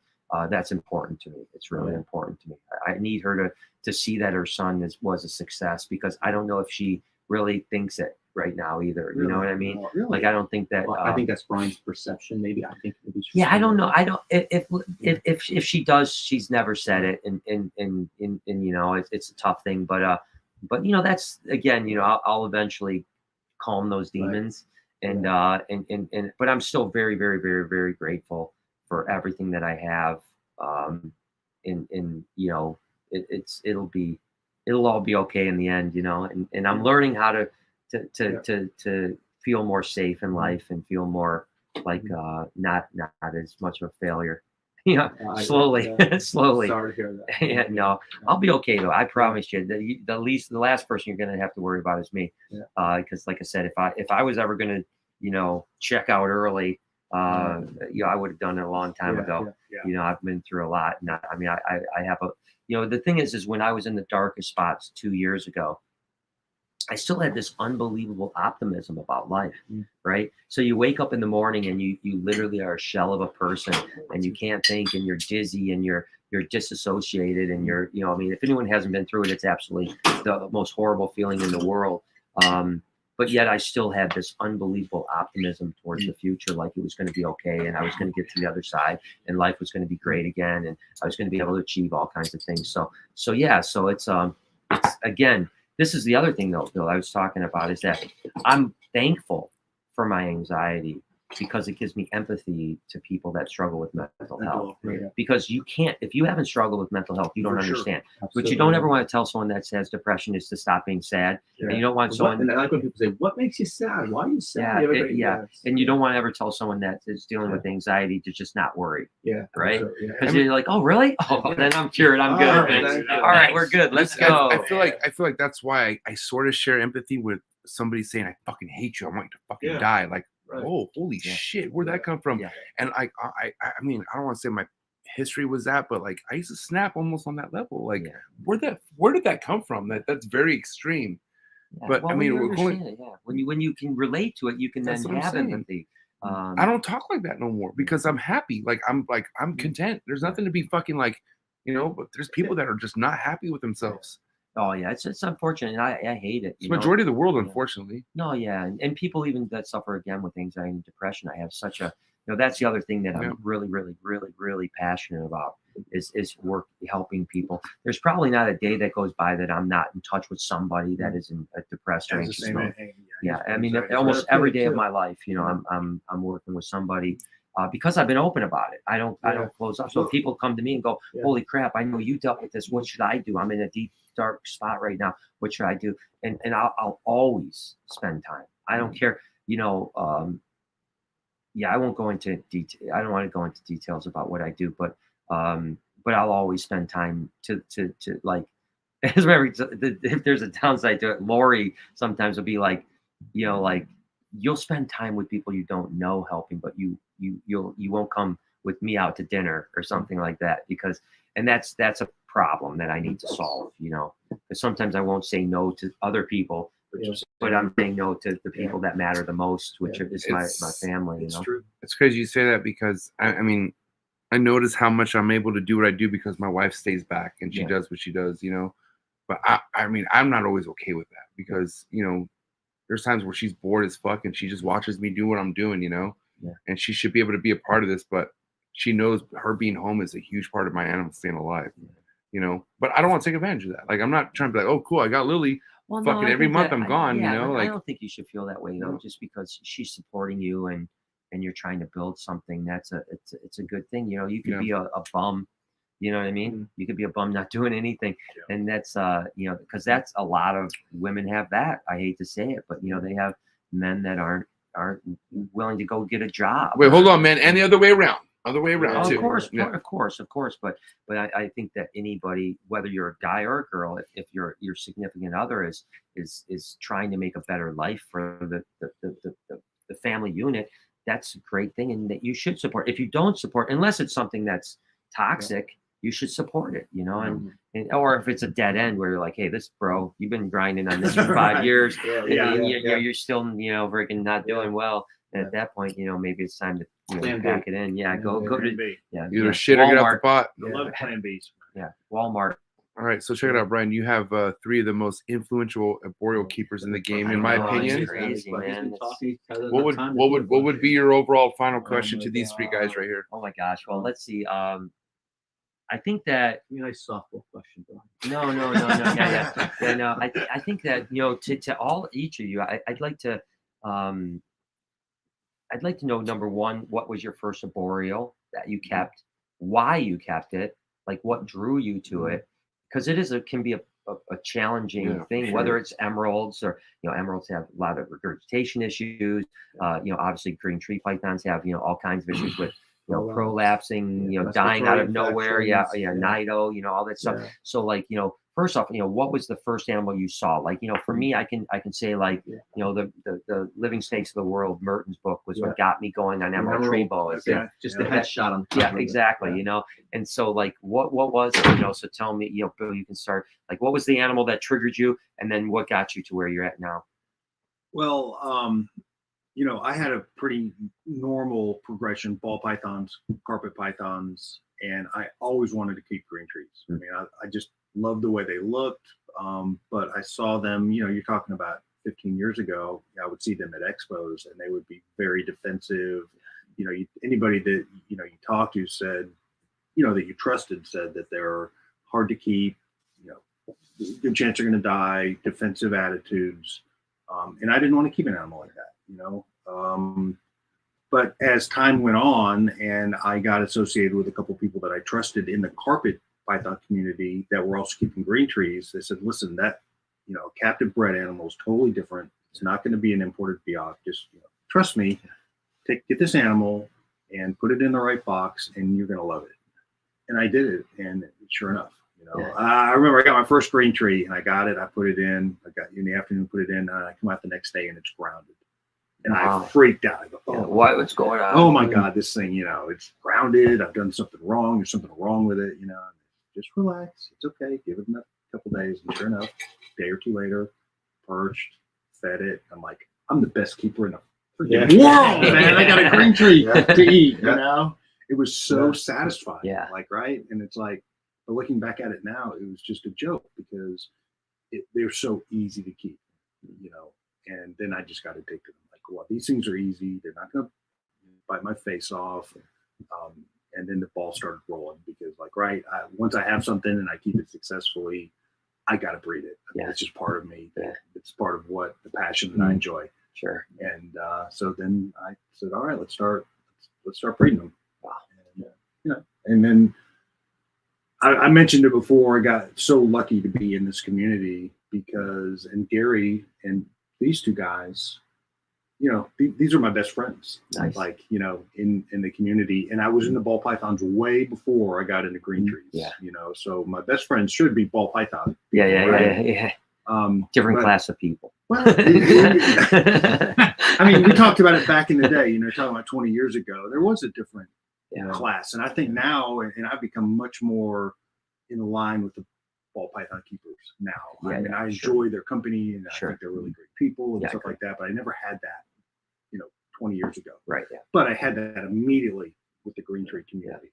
And so that's awesome. Yeah, it's just a great story. And it's an interesting community, for me, because I think it's like you said, a very tight niche community, and everyone seems to root each other on. And when a clutch gets, when something cool like the sickness gets produced, everyone's excited to see what hatch. And every single time, like a clutch, even like a lock or a clutch gets laid or babies hatch, everybody's like, "Congrats, awesome, way to go!" And that's what it should be, because we're all in this together. I mean, that we're all reptile freaks, and we should, I always say the enemy is out there, not in here. You know what I mean? Like, why are we fighting amongst each other? Absolutely. It's just small. Yeah, it's like, it's growing, but I mean, it's like the last thing we want to do is that, that's maybe why I don't like some of the attack videos that happen, it's because let's not attack each other. Right. I get it. We don't need to tearing attack us all each other. down. Yeah. Like let's attack we got plenty of people to attack. Yeah. Let's not do it to each other, and so I've never been a fan of those types of things, but so what got you in? I was in snakes since I was a kid. First snakes I ever reproduced were actually chondros. What? Yeah, he was a marshal. That can say that. Wow. One other person that can And say what that. all started it, you may know him, when I was a kid, I grew up in Tampa, and a guy, Joe Fossey, Southeast Reptiles. Exchange. I've been to his place. I had a weird connection with him. Like my grandmother and his mom went to the same, got their hair did at the same place. Wow.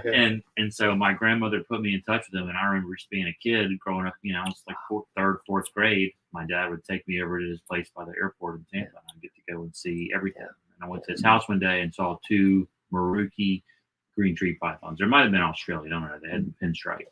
And I was hooked at that point. I didn't actually have any chondros until I was older in life. But I still remember walking into his place and seeing them in the cages perched up, and those were the first ones I ever saw. And those, Joe is a character. He's still around, right? Oh, yeah. I mean, he's still doing he's things. still around. Yeah. I mean, people don't know this, but I mean, Joe is ball pythons wouldn't be here today if it wasn't for Joe Fossey. He was. I mean, he went to school with Emmanuel Noah from Accra, Ghana, and ball pythons were coming in, garbage animals, never eat, adult garbage, stuff like that. Yeah. And Emmanuel Noah and him went to school together. Noah, of course, was from Accra. He went back and Joe said, send me eggs or send me gravid females. Yeah. And that's how babies can get established. And that's what happened. If it wasn't for Joe Fossey, the ball python community, there wouldn't have been captive hatch ball pythons in Africa because Noah started farming them, collecting gravid females, letting them lay eggs, hatching babies, and sending them to Joe. And I bought my first clown ball python. It was the second. So Tracy and Dave bought a pair of clown ball pythons that were from Emmanuel Noah babies. Yeah. And then Joe Fossey brought in an adult female the same year, a clown ball python. It could very well have been the mother to those babies. Don't know.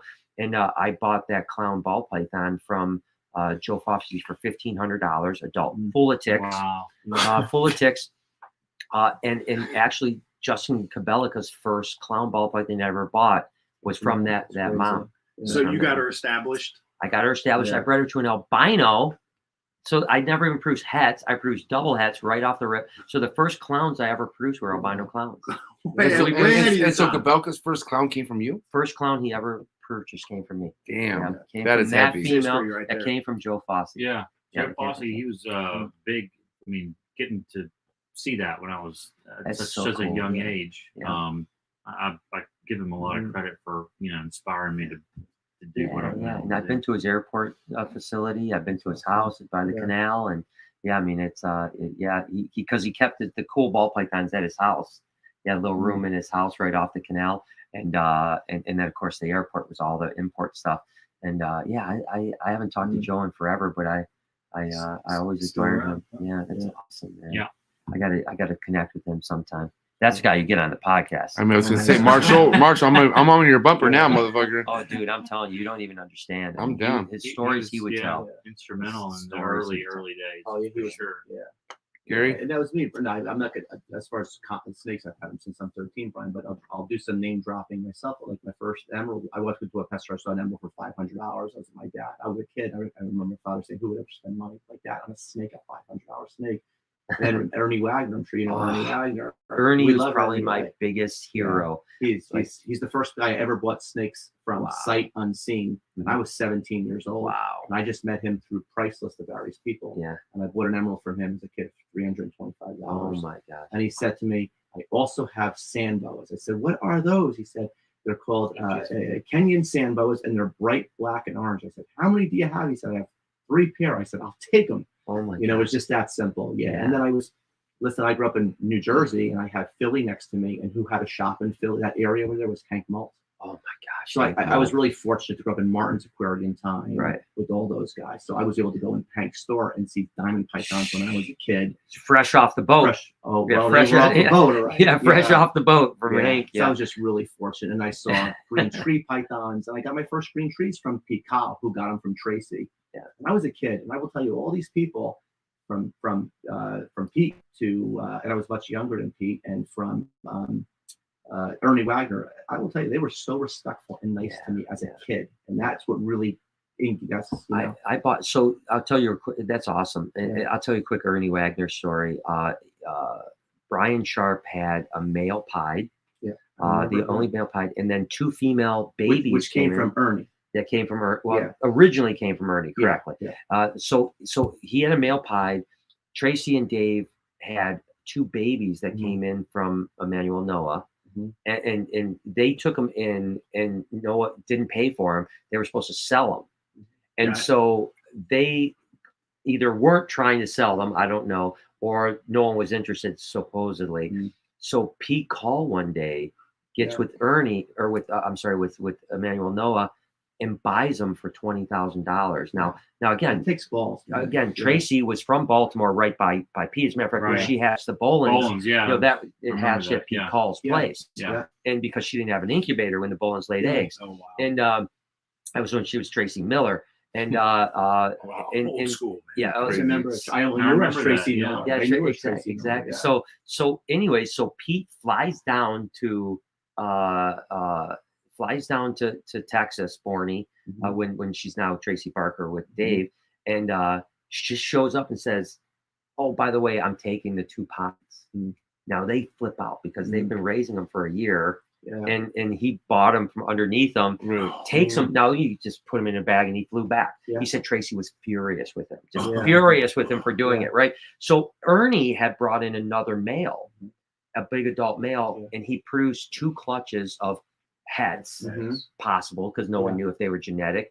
And Pete Call was and Pete Call was sucking up all of the pies because there was now he had 3 of the 4, and Ernie sold Pete the 4th one. So now he has 2 Brian, males. we didn't even know they were excessive. Right. They had no clue they were excessive. As a matter of fact, I remember talking with Don Hamper, and Don, because this would happen, Pete, as Pete always did, needed some money. And knew I loved pies because I was one of the few people that was ball python people in the country at the time.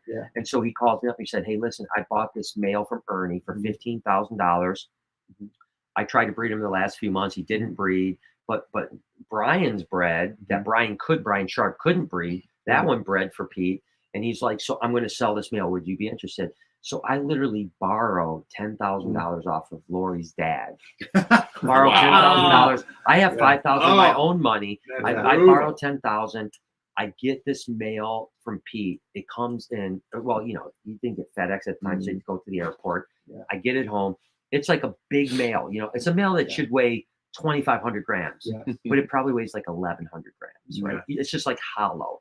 And so I call up Pete because, of course, this isn't cell phone there. I can't text him.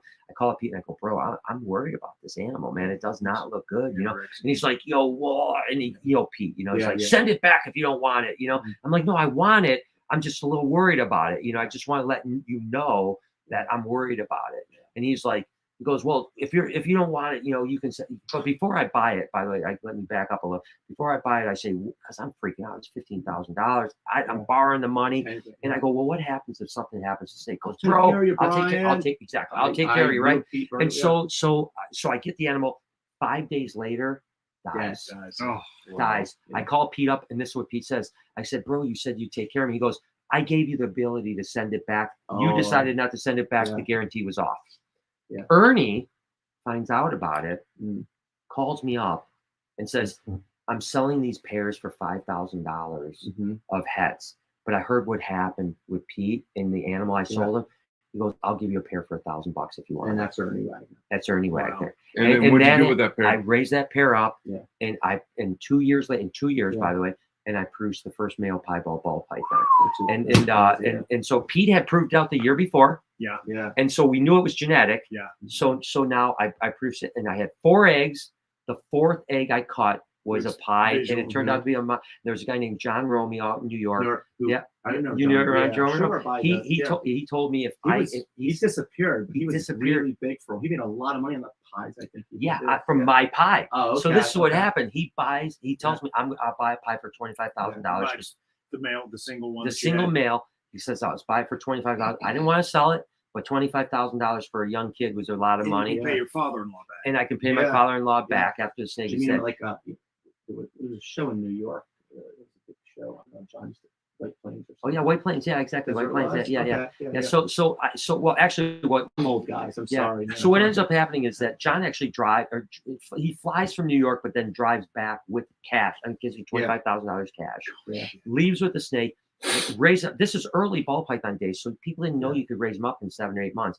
He raises the animal up in like 7 months, breeds it, produces a shitload of heads, $25,000 a pair of heads, makes a ton of money, keeps the animal. I bought that animal back from him like 6 years later for like $2,500. So I got my original male pie back. You didn't want to sell. I didn't want to sell back in the beginning, but that was Ernie Wagner. He was just a great guy. He's still around, right? I mean, I know he's still. old. I just talked to someone. I do believe he's still alive. But just as again a cool story with Ernie Wagner is that the male pie that you got shipped from Pete, the adult male, he sent me a picture of that snake just because I was a kid and he just thought I'd be really cool. So I got a picture. It was like on a rock or something. And I'm just saying, like, I didn't even, he just wanted to show me because he loved these animals so much. Like, hey, I wasn't trying to sell me. He was just saying, because you're a passionate kid, I would like to show you what this. I carried. How old were you? How old were you, Gary? Oh, I was about 19. God. Yeah. And I just remember carrying that picture around with me and showing all my friends in the different pet stores. Look at this ball pipe. And it was the male pie. Yeah. And like I said, I remember Don Hamper saying, "Don't buy it. Yeah. It's a fungal infection on an egg that's causing the white. Yeah. You're an idiot, you know, blah blah blah." And I love ball pythons and their pie. Much like you, I actually saw a picture. A local guy named Tom Nelson, old time guy, a wholesaler, local wholesaler, junk wholesaler. Really, he had a picture of, ironically enough, Brian Sharp's original pie, but from the 70s. Wow. So he had a pie in the 70s, but never bred, and it died. Holy cow. And then Brian bought. That's why Ernie sent Brian the one 20 years later or whatever. Yeah. It's because he knew he had the first one that ever That's had very been good. imported. So I saw that picture from the 70s. This is probably in the 80s when I Yeah. saw it, but the picture was from the 70s, Mm. and on the wall, and I was just blown. That was like That was the most that's amazing what snake made I'd me ever love ball seen. pythons. Yeah. That's what The made me pie- love ball pie, pythons. Is that, and so when I got offered that pie, I couldn't say no. Hides are still making people love ball pythons. Yeah. Oh, for sure. Yeah, So they the game changer. transcend ball. And didn't Ernie also have the albino boas that he sent to Pete? Is he the same guy? That Well, what same- happened was- he was the foundation for all these. So animals, Ernie, yeah. Steve Osborne, and John Ruiz Yeah. jointly own the albino boa. Now, do you guys know that? You know John Ruiz and I don't Steve know. Osborne. Steve so- Osborne. So of course, so He John was- Ruiz yeah. had the largest collection in the world for probably like 10 years. He's a California guy. Mhm. No one knows him. Like Yeah. super secretive Never guy. heard of him. But back in the Applegate days, John Yeah. Ruiz was the biggest guy. Wow. And this is when I was just a kid. And John Ruiz, Steve Osborne, and Ernie Wagner bought the albino boa Mhm. together. Three of the biggest names in the Yeah. business, Yeah. best breeders in the business, could not breed this boa. Couldn't get it to go. Pete bought yeah. it, bred Bred it within it, 8 yeah. months. Yeah. Within Wow. 8 months, Pete bought that animal and bred it. Was the for birth of the cow albino, right? and that was Yeah. a call albino. It was Yeah, a call albino. Yep. And he told me a story. He said he flew out to California, or maybe it was Washington where Ernie was, because Ernie was from Seattle. I think he might have flown out to Seattle, and he said he brought like $20,000 cash and literally in a pillowcase carried it onto the plane and flew it back. It's a good old days. Yeah, flew it back in Good a old pillowcase. days. 9/11. I did Yep. that a couple times. Well, we all did. I've done it too. But You took planes on the plane like in Yeah, a sack, I've taken From snakes on the Jake plane. like a carry-on, like a I carry-on. did. type No, thing? just put them in my And- pockets. I literally put him in my pocket. MJ, my friend bought a snake in a bag and put it through the X-ray machine, and the X-ray technician said, his name was Rich Lutz. He looked and said, "Wow, that's a big snake in that bag." That's what the X-ray That was going it? through. Yeah. She was going through the very first Daytona show, Ryan, in Listen, Orlando. there was the East Texas Herp Show, the ETHS. This is when I imported the first albino Honduran milk snakes, right, from Germany, and then I bought Anurthristics from David Doherty in Houston, and so it was the first year I produced. Albinos were $3,000, Anurthristics were $2,000 at the time, and literally, Lori and I went to the airport. This is when like someone could walk you to the gate. Yeah. And so Yeah. I had like all these albino Hondurans and Anurthristics Hondurans pre-sold at the ETH, like $25,000 worth, right? Mhm. And so we literally took the bags and like taped them all over us Crazy. to get through security. I mean, we had albino Hondurans all over us. Yeah. We get through security. We go to the bathroom. Lori gives me the ones that she's got. I put them into a duffel bag, get on the plane. And what was fun, then of course, Lori leaves the airport because she's not flying down with me. Yeah. I fly down to Houston. It's actually crazy. I fly down to Houston and I had forgotten a credit card.